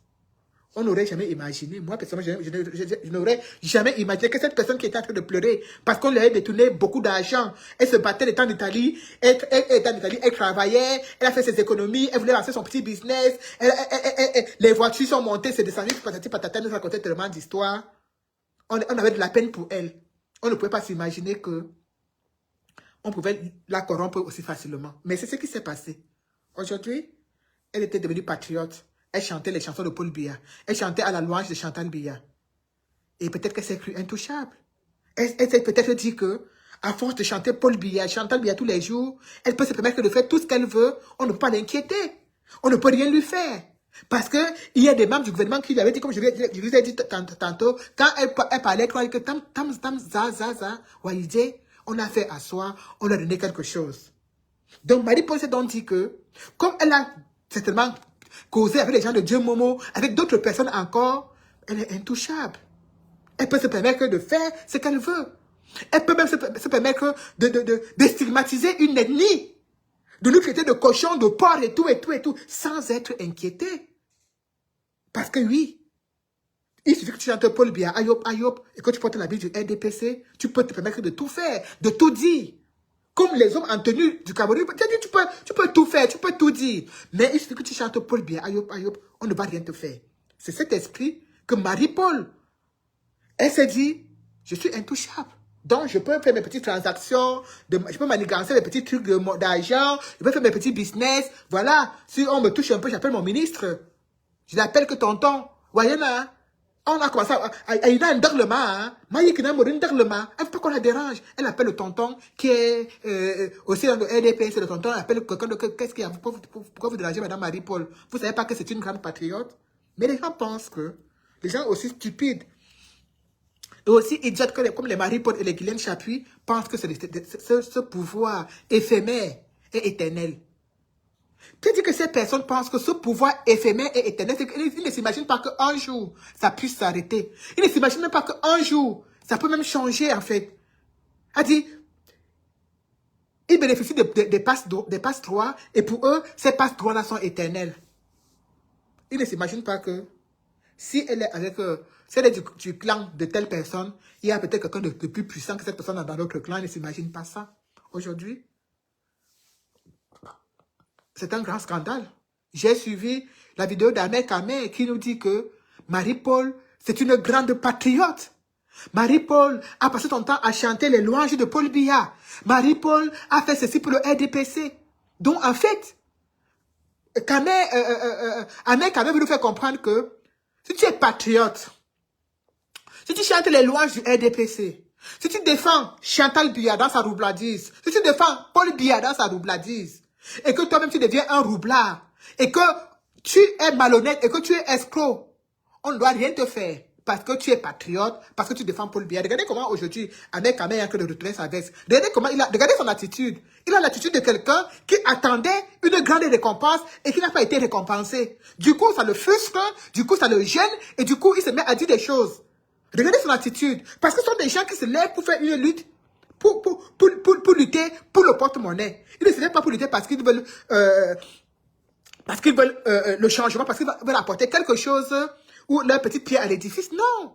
Quand ils dénoncent, quand ils se lèvent pour insulter, pour insulter Maurice Kamto, pour insulter les Bamileke, c'est parce qu'en contrepartie, ils attendent à ce qu'on leur donne une rétribution financière. Et du moment qu'on a eu à donner et qu'on ne continue pas à donner, ou que ce qu'on a donné, ils ont mangé et c'est fini, ils redeviennent lucides. Ils redeviennent lucides et ils redeviennent encore les ennemis du président. Jusqu'à ce qu'on leur redonne encore. Vous regardez, c'est les mêmes gens, comme ils ont tous la même façon de faire. Regardez Junior Zogo. Lundi, il supporte Paul Biya. Mardi, il n'est pas d'accord avec Paul Biya. Mercredi, il est avec Paul Biya. Jeudi, il le change. Qu'est-ce que dit comme la météo? A dit un coup, c'est hiver-été. La même chose que Ahmed Kamé. Donc, quand vous voyez la vidéo d'Ahmed Kamé en train de nous expliquer comment Marie-Paul est une grande patriote, comment elle a passé son temps à défendre Paul Biya. Donc, pour lui, en fait, quand tu es patriote, quand tu passes ton temps à défendre Paul Biya, tu es au-dessus des lois. Tu as dit que si peu importe les exactions que tu peux commettre, on ne doit pas t'interpeller. Tu ne dois pas répondre. Regardez le Cameroun, que les gens ont envie de construire, que les gens construisent, que les gens pensent construire. Et c'est ça. Quand vous voyez, on dit que quand en bas c'est pourri, en haut c'est pourri. C'est à la racine. Il y a un problème qui est profond, c'est que le changement, d'abord, est que dans le côté, c'est-à-dire que le changement même de mentalité. le changement de mentalité. Parce que le gouvernement camerounais a réussi à rendre les Camerounais mendiants. A dit que quelqu'un, pour être quelque chose, doit mendier. Pour être quelque chose, doit faire la lèche. C'est ça. Doit faire la lèche. A dit, pour être ami avec un ministre, il faut lui faire de la lèche. Pour être ami avec le gouvernement, il faut faire de la lèche. Il faut être comme les gens de Dieu Momo, qui font la lèche, qui supplient, qui... Voilà. Ou il faut inciter Maurice Kamto. Il faut inciter l'opposition. Et du coup, quand tu incites l'opposition comme ça, tu deviens ami avec eux. Moi, je suis 50-50 par rapport à l'arrestation de Marie-Paul. Je suis 50-50 pourquoi? Je suis 50-50 parce que on dit que Marie-Paul a diffamé. Elle a diffamé et aussi, il y a une histoire d'escroquerie. Donc, elle a diffamé. Moi, je me laisse la diffamation parce que les histoires d'escroquerie, des marchés, tout ça, les histoires d'argent, je ne maîtrise pas. Je me laisse la diffamation. Elle a diffamé une autre personnalité. Chaque jour, sur les plateaux de télévision, chaque jour, sur Vision Kaka, il y a la diffamation. Chaque jour, sur Vision Kaka, on diffame Maurice Kamto. Je dis bien chaque jour. Même les ministres ont eu à les diffamer. Chaque jour, on diffame Maurice Kamto. Mais personne n'est en prison pour ça. Je n'ai pas encore entendu qu'on a mis quelqu'un en prison parce qu'il a diffamé Maurice Kamto. Je n'ai pas encore entendu qu'on a mis quelqu'un en prison. Ou même qu'on a interpellé un Camerounais parce qu'il parlait de diffamation des gens. Les asticots même sont levés. Même, et sont mis même à l'insulter. Quand on a vu comment, on a même récompensé Billy Akele. Parce que Billy Akele insultait, parce que Billy Akele se bagarrait, même au nom du président de la République, on l'a même récompensé. Il a également été reçu par Jean de Dieu Momo comme Marie-Paul. Moi, j'ai même vu là où on a arrêté quelqu'un, parce qu'il a diffamé, parce qu'il a cru de diffamer, de mentir, de diffamer sur Maurice Kamto. Même l'autre, Messanga Nyamding, avait diffamé jusqu'à même dit que Maurice Kamto était même un PD. Même Kalis Beyala avait diffamé. On ne les a jamais interpellés. Hein. On ne les a jamais inquiétés. Donc, je ne comprends pas, en fait. Ça veut dire que pour Marie-Paul, je suis 50-50. Parce qu'en fait, il ne suffit pas d'être madame, c'est madame Katié, oui, madame quoi, pour claquer du petit doigt et on envoie quelqu'un en prison. Je suis contre ça, en fait. Chanel, c'est l'heure. Il faut que ce soit les mêmes choses pour tout le monde. Que la loi soit pareille pour tout le monde. Si tu diffames un Camerounais, l'âme Y ou Y, tu dois être sanctionné comme la loi le dit. Il ne faut pas que, quand tu diffames Maurice Kamto, on ne te dit rien. Tout au contraire, on t'apprécie, on te convoque dans les chambres noires pour te donner un peu d'argent. Et quand tu diffames quelqu'un du RDPC, c'est là où on te montre qu'on sait appliquer la loi. La loi, c'est ça qui est incroyable. La loi doit être la même pour tout le monde. La loi doit être la même pour tout le monde. Et l'enseignement que moi, personnellement, j'attire les uns et les autres, toutes ces personnes qui sont là, chaque jour se réveillent, oh, Paul Biya toujours Shoga, oh, Paul Biya 150 ans au pouvoir, oh, Paul Biya à la vie, à la mort, oh, Paul Biya, il sera là, il ne va jamais quitter. Je vous exhorte à regarder la vie de tous ces gens qui supportent Paul Biya, en commençant par Amougou Belinga, Bruno Bidiang, Marie-Paul aujourd'hui et beaucoup d'autres. Regardez comment leur vie tourne. Regardez ce qui les attend au retour, malgré leur très grand amour. Même Feu Martinez Zogopé à son âme, son corps est encore à la morgue aujourd'hui, jamais enterré. Depuis qu'il était assassiné, il était un grand supporter de Paul Biya. Ils sont nombreux comme ça. Mais regardez, en fait, la mort, la fin qui leur est réservée, elle dit que malgré qu'ils sont les plus grands fans, malgré qu'ils sont les plus grands supporters, c'est leur fin qui est toujours incroyable. Leur fin est toujours incroyable. Elle dit,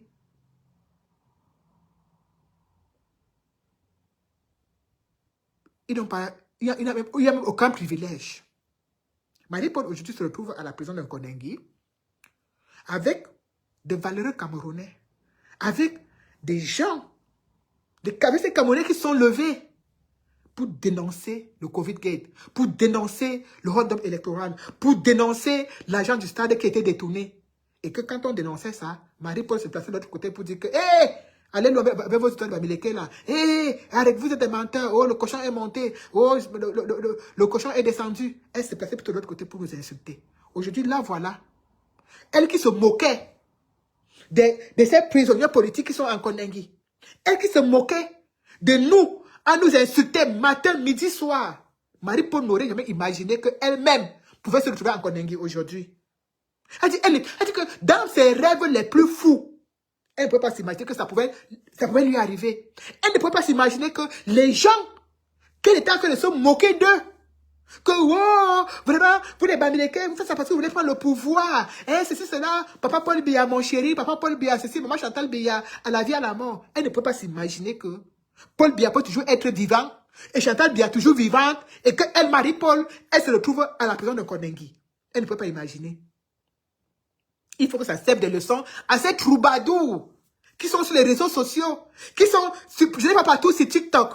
Oh, vous savez, et vraiment, le Cameroun, c'est un pays magnifique, mais malheureusement, c'est monté, et oui, et vous savez, Paul Biya est un bon président, son entourage qui est mauvais. Aussi, il faut bien que ces mécréants voient bien la fin de toutes ces personnes-là. Ils voient bien le sort qui les est réservé. Parce qu'en fait, la même rétribution qu'on leur donne aujourd'hui pour tenir ce discours baveux sur les réseaux sociaux, sur TikTok, partout et partout aujourd'hui, c'est la même rétribution qu'on donnait à Marie-Paul. C'est la même rétribution financière qu'on donnait à Marie-Paul pour tenir les mêmes discours. Mais sauf que elle s'est crue au-dessus de la loi. Elle s'est crue personne intouchable.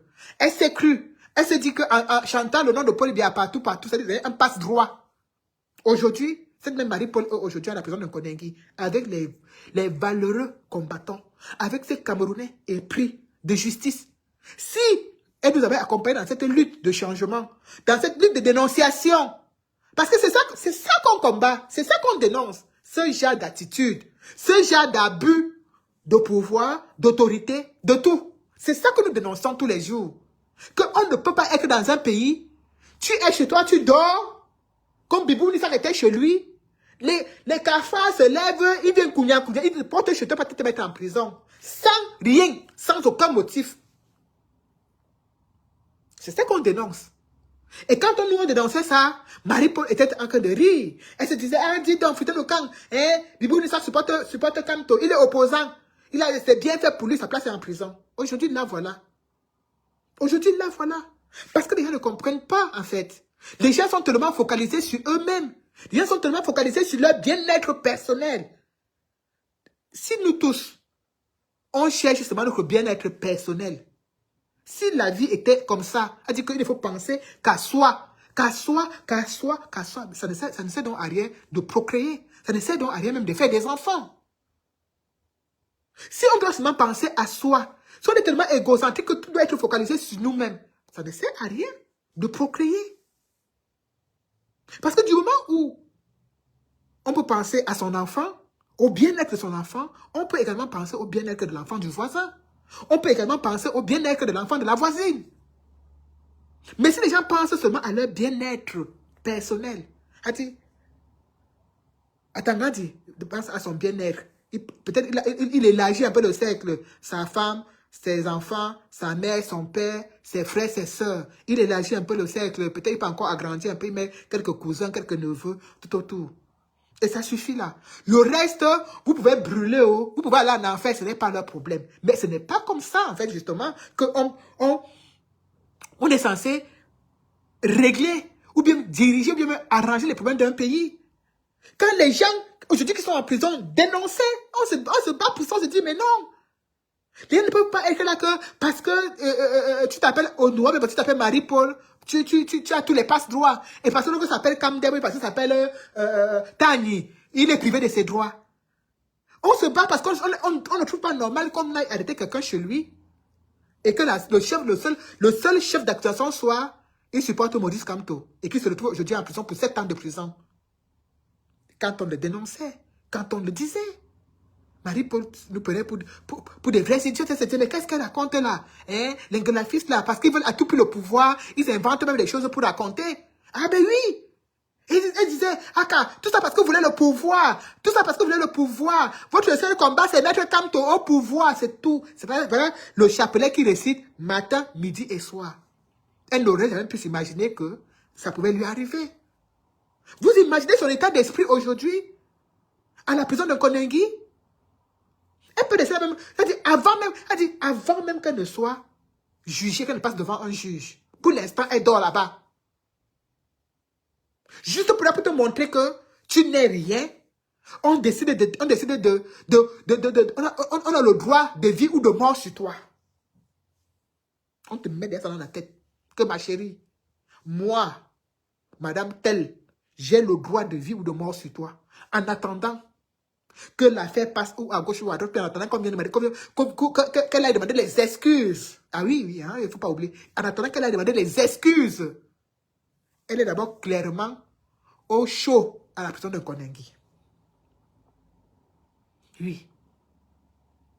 Ça nous rappelle. Elle dit, c'est encore frais. Ces déclarations, les déclarations de Marie-Paul. Oh, vous les Bamilekés, vous voulez à tout prix mettre votre frère comme Toto au pouvoir. C'est pour ça que vous faites ça. Jamais un Bamileke au pouvoir. Les cochons, les porcs. C'est encore tout frais. Et quand elle le disait, elle ne pouvait pas s'imaginer qu'elle pouvait se retrouver là-bas. Dans sa tête, elle était convaincue que là, ce n'est que pour les gens comme nous. Ah oui. Pour elle, la prison de Konengi, ce n'est que pour les Kamdem, les Tagnes, les Noumi, les meufs.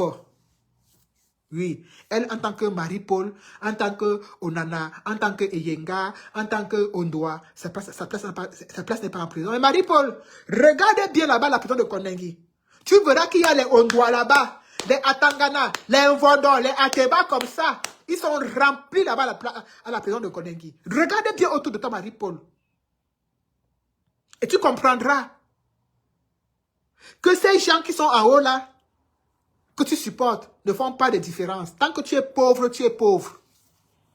Tant que tu es pauvre, tu es pauvre. Que tu sois Ondoa, Atangana, Barga, Noumi, Kamdem, vous êtes des pauvres, vous avez le même sort. À leurs yeux, on n'a pas de différence, on n'est pas différents, on est tous pareils. Nous sommes des pauvres, des pauvras. On n'a pas de protection. Ils peuvent faire de nous ce qu'ils veulent. Ouvre bien tes yeux. Appelle même du côté de Amougou Belinga. Tu demandes à Amougou Belinga que combien de Atangana, de Amougou, de Mbarga sont là-bas de ton côté, papa. Il va te dire qu'il y en a plein. Qu'il y en a plein. Parce que vous restez au quartier. Vous pensez qu'il suffit de chanter Paul Biya, Ayop, Paul Biya, Ayop, Ayop. Ça va vous exempter de tous vos péchés. Elle dit qu'il faut chanter Paul Biya, Ayop, et tous vos péchés sont lavés. Vous restez dans vos coins, vous pensez ça. Vous pensez que la mendicité intellectuelle, c'est un mode de vie. Vous pensez dire que tellement, vous voyez ça dans les plateaux de télévision, ces mendiants qui passent le temps à mendier intellectuellement sur les plateaux de télévision, que pour vous pensez que c'est un mode de vie. Vous voulez étaler ça à tous les niveaux. Tu ne pouvais pas t'imaginer, Marie-Paul. Tu ne pouvais pas. Ça, c'est un peu le karma. J'imagine un peu quand tu te couches le soir, sur ta couchette là-bas à la prison, comment tu peux être dans ta tête. J'imagine un peu. Je ne sais même pas si tu as des enfants. Comment l'état d'esprit de tes enfants qui vont se dire, mais maman, elle supportait Paul Biya. Mais maman, elle supportait Chantal Biya. Mais comment on peut lui faire ça? J'imagine, je creuse mon esprit depuis pour essayer de me mettre un peu à ta place, c'est-à-dire de ressentir ce que tu ressens. Parce que ça aurait été terrible, Marie-Paul. Ça aurait été terrible de s'appeler Marie-Paul et d'être à la prison de Konengi. Hein? Parce que pour toi, quand tu étais ici dehors, tu ne pouvais pas imaginer. Ah, Klouamang. Nous tous, on a fait sa connaissance dans la dénonciation. Coucou, maman Véronique. Coucou, ma grande.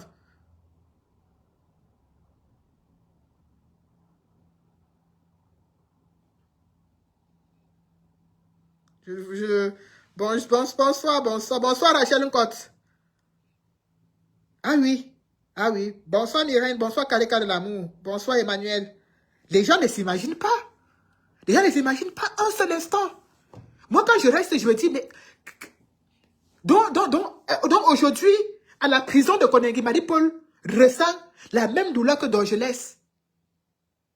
Elle ressent la même douleur que Rosanne Djemeni a ressenti étant enceinte à la prison de Banganté. Elle ressent la même douleur que Maman Pilon. Ça ne peut pas être exactement la même, mais elle ressent quelque chose. Elle a ce goitre d'injustice au fond de la gorge. Et pour elle, encore plus amère, parce que elle ne pouvait pas s'imaginer que ça pouvait lui arriver. Elle ne pouvait pas s'imaginer qu'on pouvait lui faire ça à elle. Elle, la grande Marie-Paul. Les gens ne s'imaginent pas.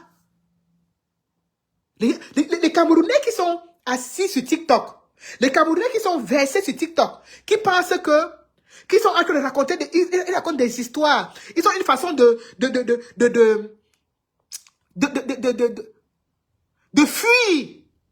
fuir la réalité. Parce que quand tu les vois, quand tu les entends parler, tu te dis, mais attends, mais est-ce que c'est le même Cameroun que nous vivons là? Est-ce que c'est le même Cameroun que nous voyons là, qui sont en train de raconter? Mais est-ce qu'ils parlent de notre pays? Est-ce que par hasard, ils n'ont pas pris la Côte d'Ivoire? Ils sont pas en train de parler de la Côte d'Ivoire, ils pensent qu'ils parlent du Cameroun. Est-ce que par hasard, ils sont pas en train de parler du Mali? Ils pensent qu'ils parlent du Cameroun. Est-ce que par hasard, ils sont pas en train de parler du Sénégal et ils pensent qu'ils parlent du Cameroun? Parce que ce qu'ils sont en train de parler n'a rien à voir avec la réalité. Les gars sont dans une télé-réalité pas possible. Les gars sont en train de, ils dessinent quelque chose qui n'est même pas imaginable. Ils ont tellement fui la réalité. Ils se réfugient dans des histoires incroyables. Tu t'imagines, tu te rends que c'est tout notre pays là qui sont en train de parler comme ça. Ils parlent de notre pays. Ils parlent de ce pays-là que à la falaise de Tian, on a déjà oublié les morts qui sont là-bas. Hein. On les a déjà oubliés, les gens qui sont morts à la falaise de Tian l'autre jour là. Ceux qui sont restés là, ceux qu'on n'a pas retrouvé, c'est fini. On n'a rendu compte à personne. Ah oui. On a rendu compte à personne. Je tiens à vous dire que dans des pays normaux, quand ça se passe, comme ça s'est passé à la falaise de Tian là, c'est le gouvernement qui met les corps dans les cercueils. C'est-à-dire que c'est le gouvernement qui s'occupe de tout.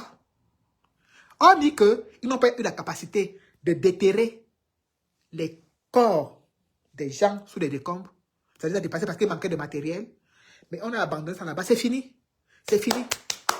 On a abandonné, c'est-à-dire que c'est devenu c'est-à-dire que c'est une fois le cimetière de certains, c'est fini. Et vous allez voir les Camerounais assis sur Facebook en train de vous parler d'un autre pays. C'est-à-dire que, mais ils parlent même de quel pays là aujourd'hui. C'est pour ça que j'ai du mal à aller dans ce genre de débat sur TikTok. Hein. J'ai du mal. Je ne peux pas supporter. Parce que ça va finir par les injures. Ça va finir par la bagarre. Et comme ils ne sont pas devant moi pour qu'on puisse bagarrer, je vais avoir le seum. Je ne comprends pas. Chaque fois que je passe, je les entends de parler avec des grands noms bizarres. Je me dis, mais attends. Mais je m'assois comme ça, j'écoute. Mon pied fait comme ça par terre. Je dis, mais attends. Il parle même de quel pays?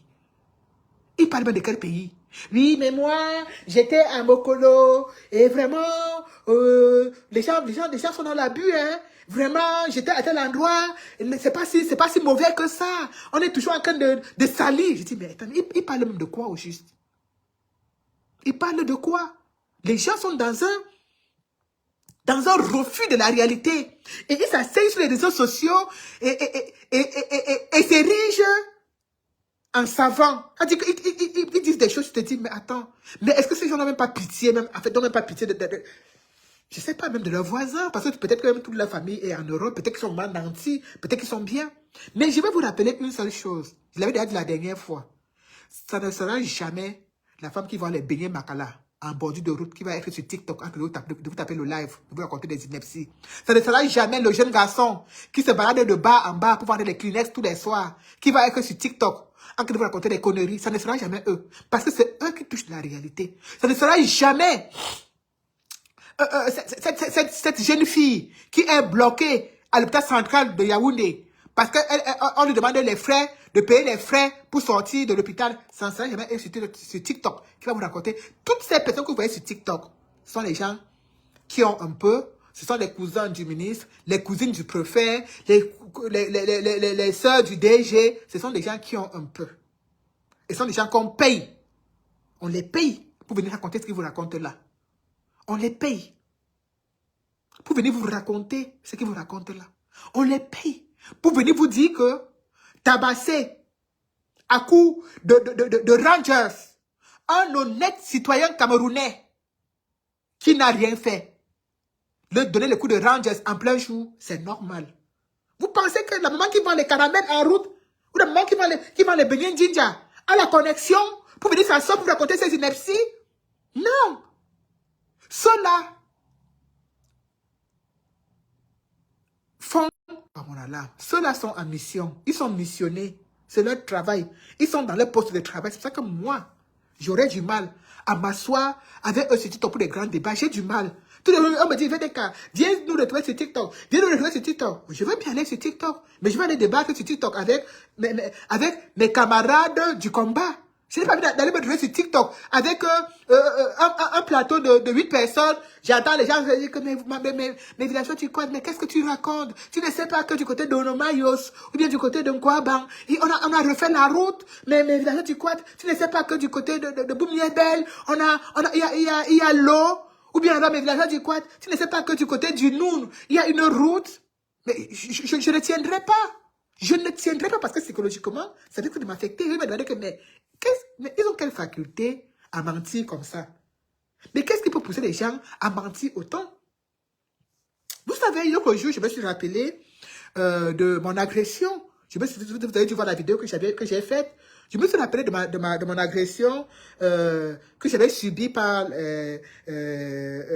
c'est pas tout ça. Hein. Quand je parle du Noun, faut pas penser que c'est comme quand on parle des bêtises, les gens pensent qu'on parle de tous les bêtises. Non, il y a toujours du bon et du mauvais. Donc quand je parle du Noun, je ne parle pas de tous les gens du Noun. Parce que j'ai encore en tête aujourd'hui la jeune dame, elle est sur les réseaux sociaux, cette jeune dame, elle fait même beaucoup de TikTok avec son conjoint, qui était venue me défendre quand ces gars du Noun m'avaient agressé parce qu'ils estimaient qu'on n'avait pas le droit de boycotter leur roi. Et j'ai fait une vidéo aujourd'hui, elle est sur TikTok, elle est, je pense, à 11 000 vues. Et je me rappelais ce jour parce que j'ai d'abord vu, il y a longtemps, depuis qu'on a affecté Jean Bonheur du côté du Noun là-bas, j'ai vu les vidéos qu'il a faites. J'ai vu les routes, j'ai vu comment il a filmé, j'ai vu. Mais je me suis pas... Et quand je voyais ça, ça n'a même pas percuté dans mon esprit, en fait. Ça n'a pas percuté dans mon esprit que, mais Nadine, mais c'est pas le côté là où les enfants de là t'avaient agressé, ça n'a pas percuté dans mon esprit. Je vous assure. L'autre jour, je reste, une amie m'appelle et me dit que VDK, hey, VDK, tu sais, parfois, nous, on est comme ça derrière, on vous regarde, parfois, moi, c'est le courage qui nous manque pour vous dire que VDK, tu avais raison. Je dis qu'il y a quoi, maman? Elle dit que, maman, on est parti à un enterrement là-bas, du côté de Fumban. Je dis que, et alors? Elle me dit que la mère, on peut souffrir comme ça dans son propre pays. Je dis que tu as souffert, quelle qualité de souffrance? Elle dit que ma chérie. Chanel!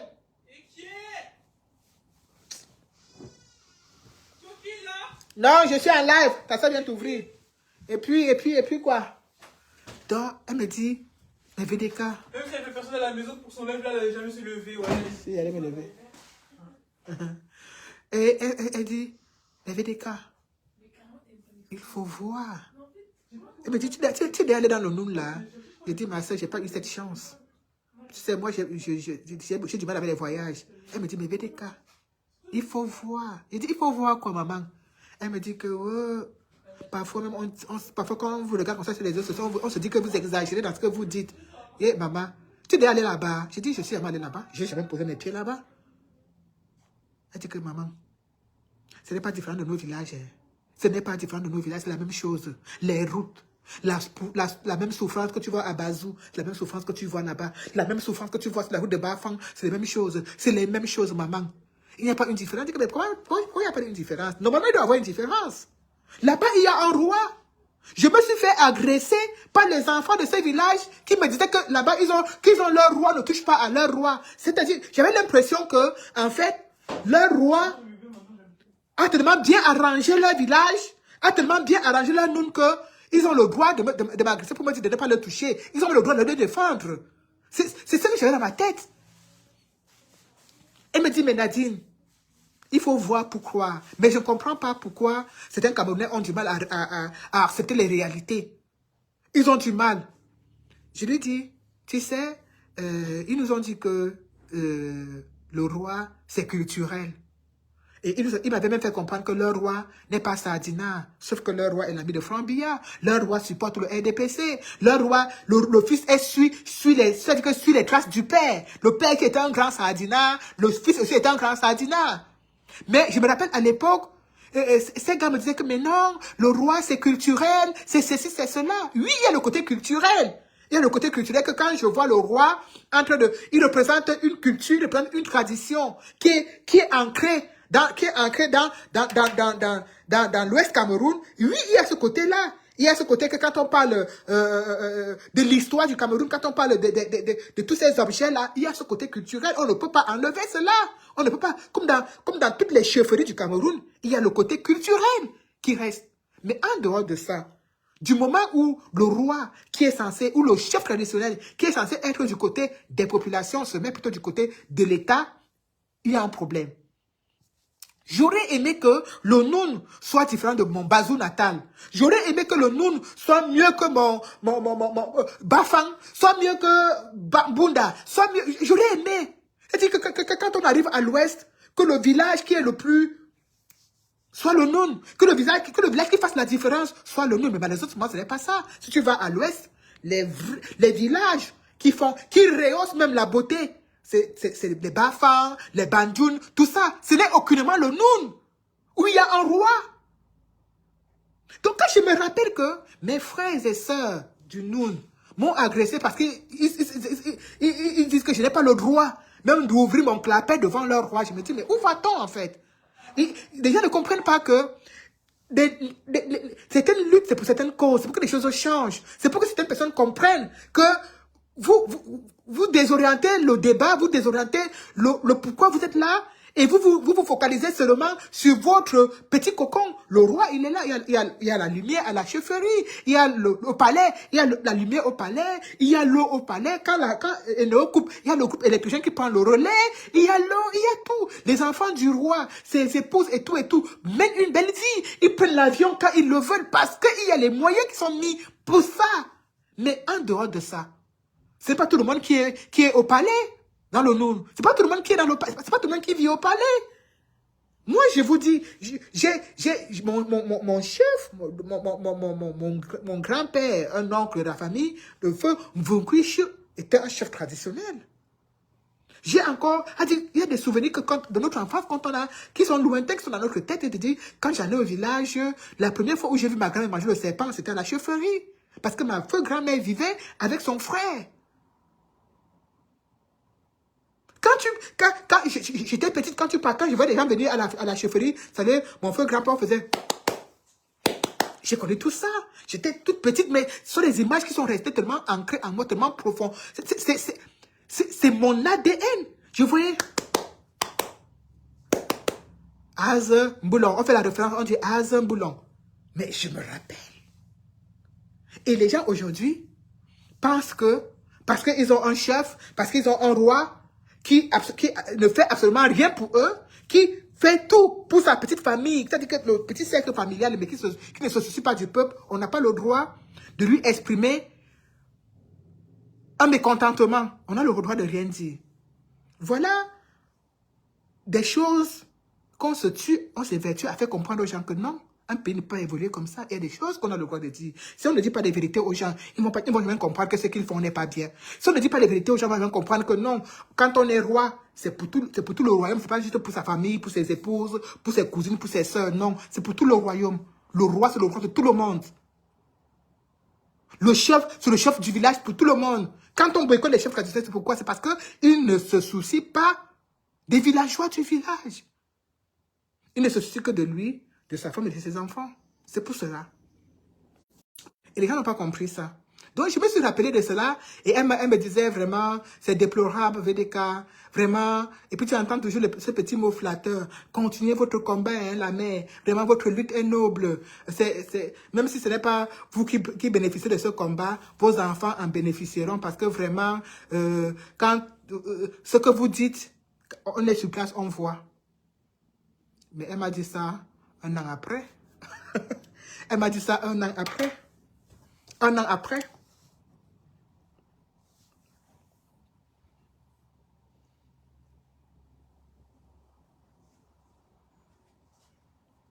Elle m'a dit ça un an après que l'événement se soit passé. Parce qu'on n'a pas encore compris.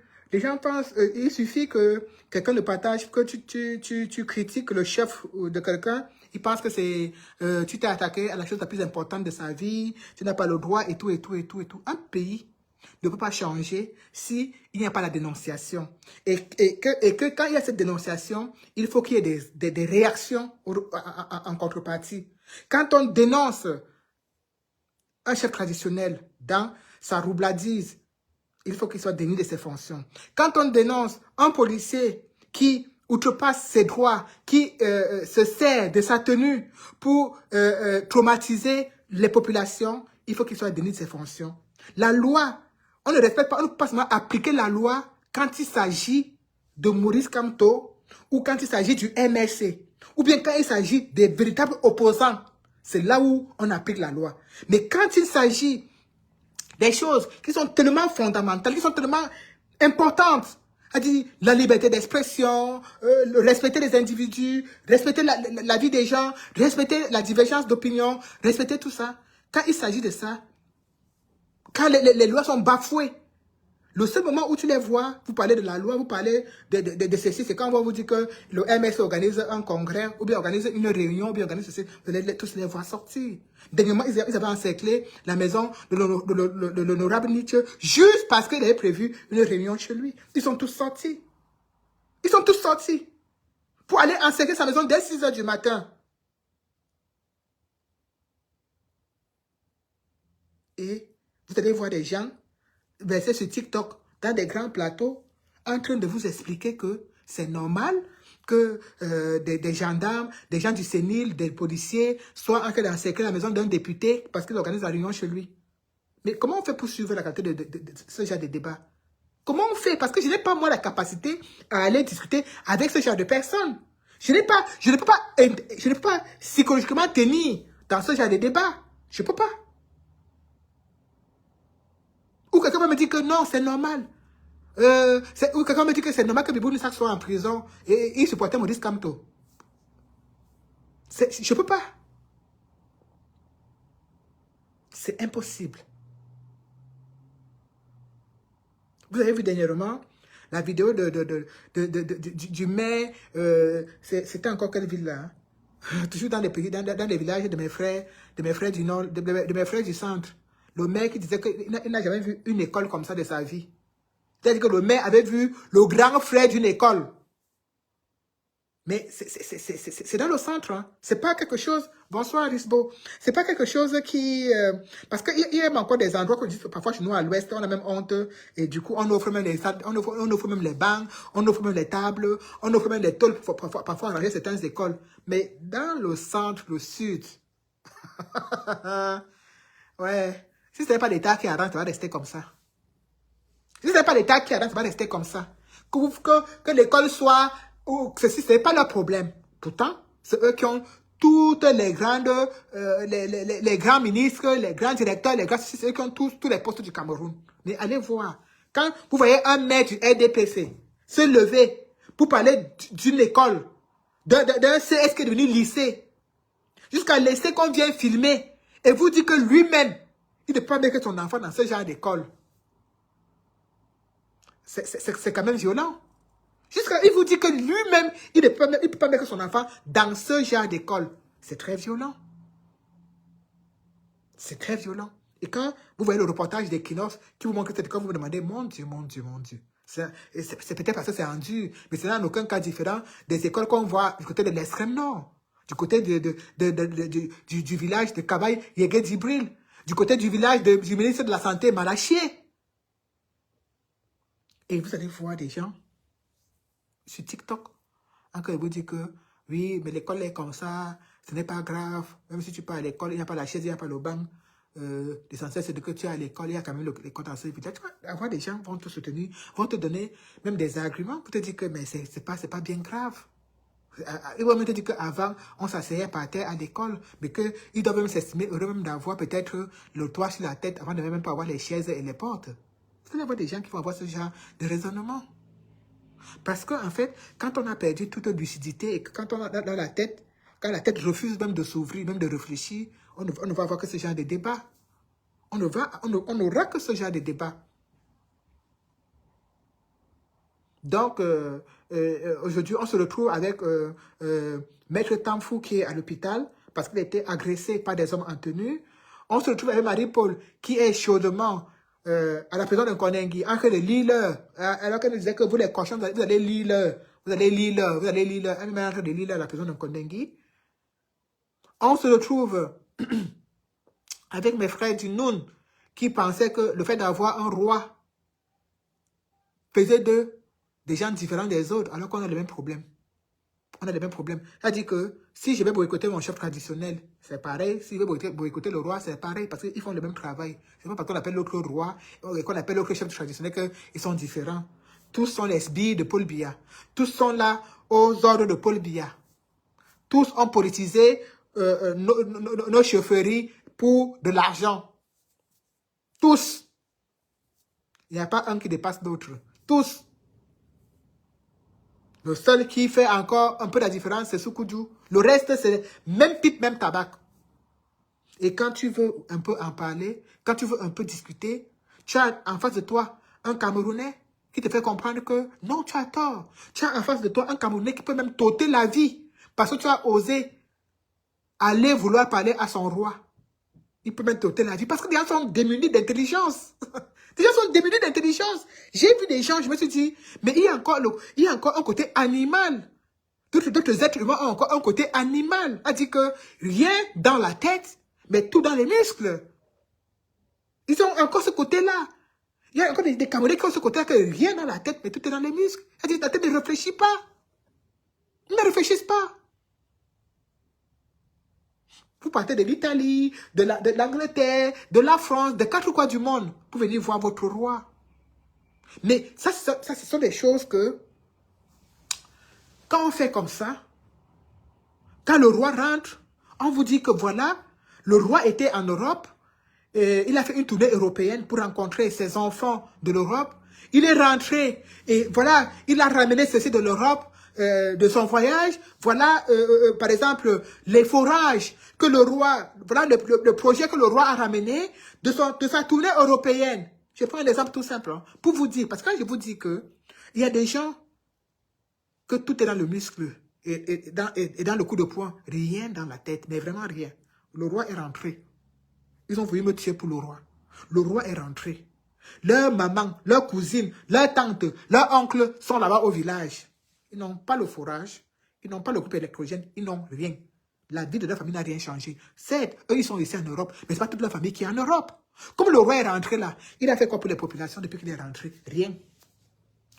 Même rien. Tout est pareil. C'est comme son père avait laissé, rien n'a changé. Le roi, dans son royaume, devait avoir les bonnes fontaines. Il y a que forage un peu partout au village. Oui, de ma tournée européenne, voilà ce que les enfants ont donné pour notre royaume. Donc, les enfants m'ont fait donc de 10 millions. Avec ça, on va pouvoir faire même 5 bonnes fontaines. Il a mis ça où? Il a mis les forages là où?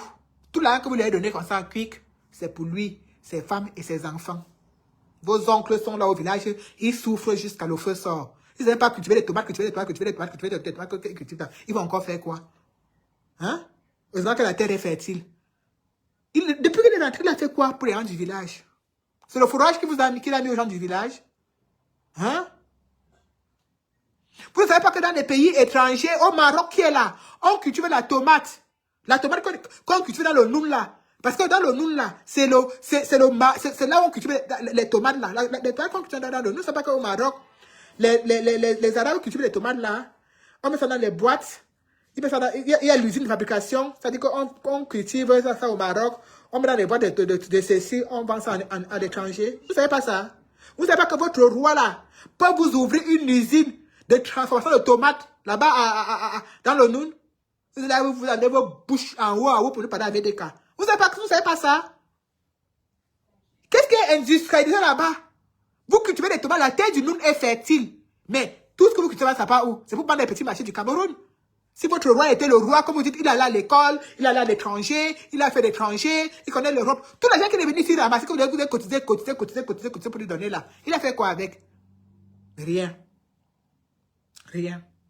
Donc, il n'y a aucune différence entre votre royaume et mon bazou natal. Il n'y a aucune différence. Notre devoir, et c'est même une obligation, c'est de sensibiliser les masses. Depuis, ce genre de live que j'ai fait ici avait disparu.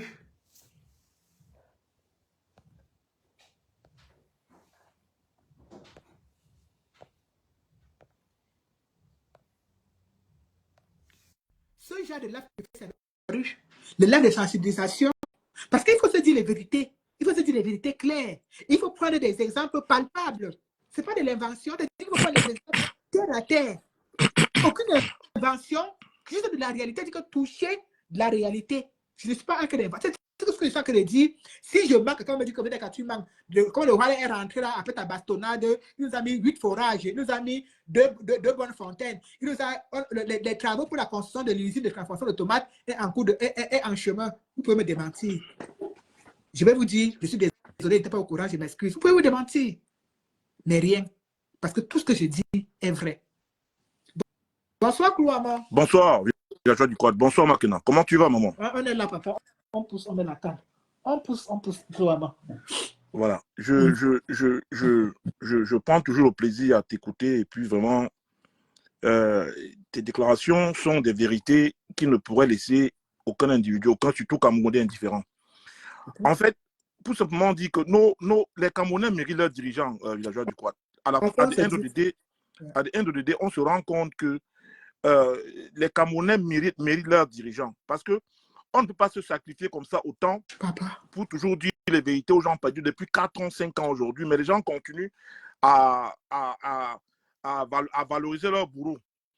Je vais prendre un cas aujourd'hui, surtout le cas Maître Tafou, la violence policière au Cameroun qui devient récurrente et qui devient une vision, qui devient une forme normale. Tout à fait. D'où vient-il que dans un pays, tu attends ton avocat, tu as un problème au Cameroun, tu attends ton avocat, l'avocat arrive, lui, on le tabasse, on le met à côté de toi et vous on vous jette ma cellule ensemble. Et tout ça, le peuple est là, il regarde ça depuis longtemps et ils ne font rien. Ils ne font rien. Moi, je pense que villageois du Quad, les Camerounais méritent ce qui leur arrive. Il y a là quelques jours, aujourd'hui, on a eu un cas à l'ambassade d'une femme qui a été livrée par les services de l'ambassade quand elle est partie créer refuge là-bas. Mais je me rends compte que pendant que les gens se battaient en Europe ici pour certains droits, cette femme, ce que moi dis, apparemment, cette femme me regardait à distance, elle se moquait, elle regarde. Donc, pour dire que l'injustice, pour dire que nul n'est à l'abri de l'injustice dans notre pays. Nul n'est à l'abri de l'injustice. On va beau se plaindre, on va beau exposer vos cas quand la situation se présente, mais il est temps que vous preniez vos responsabilités, à vous désolidariser de tous ces gens qui vous animalisent et qui vous brutalisent, et que pendant qu'on vous appelle à la conscientisation, vous nous prenez plutôt pour les ennemis de la République. Voilà quand même le contraste dans ce pays, villageois du Quad. C'est un contraste qui est vraiment décourageant et qui pousse les gens à se poser des questions. On ne peut pas être là chaque fois à se battre pour les gens. Ils nous regardent à distance comme les ennemis de la République, mais quand ils subissent les mêmes abus de ce système, ce sont les mêmes qui se mettent à pleurer sur la toiture. Moi, je ne comprends pas ce peuple, je ne comprends pas ce pays. La violence est telle qu'aujourd'hui que les gens sont habitués à cela. On peut tabasser un avocat, on peut le violer. L'avocat est un être à protéger dans ce pays. Quel est ce pays où l'avocat est devenu un homme qu'on bestialise? C'est quand même incroyable. L'avocat est la dernière personne qui vient protéger la liberté. Si l'avocat lui devient quelqu'un qu'on brutalise, mais ça veut dire que qui protège qui? Qui protège qui au Cameroun? Donc, pour simplement te dire que villageois du Quad, je ne suis pas là dans un sens pessimiste, mais je suis dans un sens où je me dis, qu'il serait temps que ce peuple prenne leurs responsabilités. Il est temps, parce qu'on ne peut pas chaque fois venir jouer les salvateurs, les boucliers face à des gens qui acceptent tout, qui avalent tout, qui subissent de tout. Même les simples libertés aujourd'hui, les simples libertés, la liberté est innée. Là, on s'est battu pour les libertés. Il y a des organismes qui sont battus. Le monde aujourd'hui est un monde de liberté. Mais d'où vient-il que dans un pays comme le Cameroun, même la liberté vaut le prix? Ça veut dire qu'il faut qu'on achète sa liberté. Tout à fait. C'est pas normal. C'est pas normal. Oh, c'est pas normal. Moi, j'ai fait une publication sur Marie-Paul Paul. Moi, j'ai dit comment cette femme m'a approché. Elle m'a utilisé. Quand je me suis rendu compte que cette femme m'a utilisé, je l'ai approchée, elle m'a dit que vous avez fait des Bamileke. Mais aujourd'hui, regarde où elle est. Elle est où? Elle est où aujourd'hui? Quand cette femme m'a approché en 2018 ou 2017, ou 2008, en 2008 ou 2009, par rapport à quand elle avait ses problèmes au Cameroun par rapport à la douane, j'ai fait une publication sur. Tu te rappelles, j'ai fait une publication sur elle, j'ai même fait écrire l'autre jour. Cette femme m'a approché un soir, elle me dit voilà, il faudrait que je rende son cas viral. J'ai fait une publication, j'ai fait des sorties sur elle. Mais au lendemain, quand je me suis rendu compte qu'elle nichait avec les fameux Ndongo, tous ces gars du RDPC, quand je lui ai fait cette remarque, elle m'a bloqué. Après, elle m'a dit que non, on a fait des Bamileke et tout, et tout, et tout. Mais aujourd'hui, quand je vois qu'elle est embastillée par ce système qu'elle a mesuré, je suis stupéfait. Pour simplement dire que chacun de nous va payer. Vous allez le payer. Vous allez dire qu'aujourd'hui, tous ceux qui nous ont crucifiés, nous ont jetés à la vindicte populaire comme étant les ennemis de la République, qu'on n'aime pas ceci, on fait ceci, on veut détruire le Cameroun. Vous allez tout subir. Vous allez tout subir. Voilà la dame aujourd'hui qui est partie se réfugier jusqu'à l'ambassade. Elle part se réfugier à l'ambassade. L'ambassade qui est censée être la maison des Camerounais. Mais elle s'est fait livrer à la police. Elle s'est fait livrer à la police. Oui. Mais tu n'es pas au courant? Michel Do. Elle est partie, il y a une dame qui a des problèmes avec je ne sais pas, avec le juge des enfants, un truc comme ça. Elle est partie se réfugier à l'ambassade du Cameroun demandant de l'aide. Alors, ce qui fait qu'en Normand, quand on va à l'ambassade, même si on est secrétaire de n'importe comment, l'ambassade a le devoir de te protéger.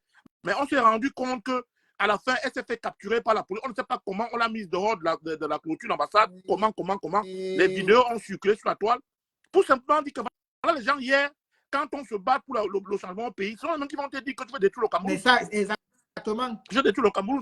Mais aujourd'hui, c'est elle aujourd'hui qu'on essaie de mettre pour démontrer que notre ambassade est une maison de Camerounais. Quand on est en détresse, quand on y va, on a le devoir d'être protégé par l'ambassade. Parce que c'est notre maison. Merde. Encore que la preuve que tu vas voir que la police n'est pas entrée, la police, connaissant ses droits, la police est restée dehors. Parce que la police sait qu'elle ne peut pas entrer à l'ambassade.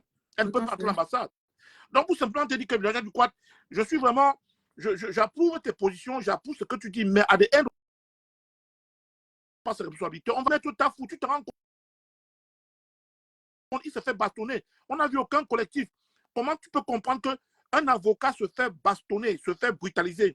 On ne voit aucun collectif, on ne voit aucune mobilisation pour dénoncer cela. Sans oublier que la crise anglophone naît d'une telle situation dans le Nozo. C'est quand on a tabassé les avocats dans le Nozo que les anglophones se sont dit que non, on en a trop. Mais voilà, mais tout à fouillé qui a été brutalisé. Qu'est-ce qu'on a vu? On ne voit rien. On ne voit aucun mouvement, on ne voit aucune revendication, on ne voit aucune mobilisation.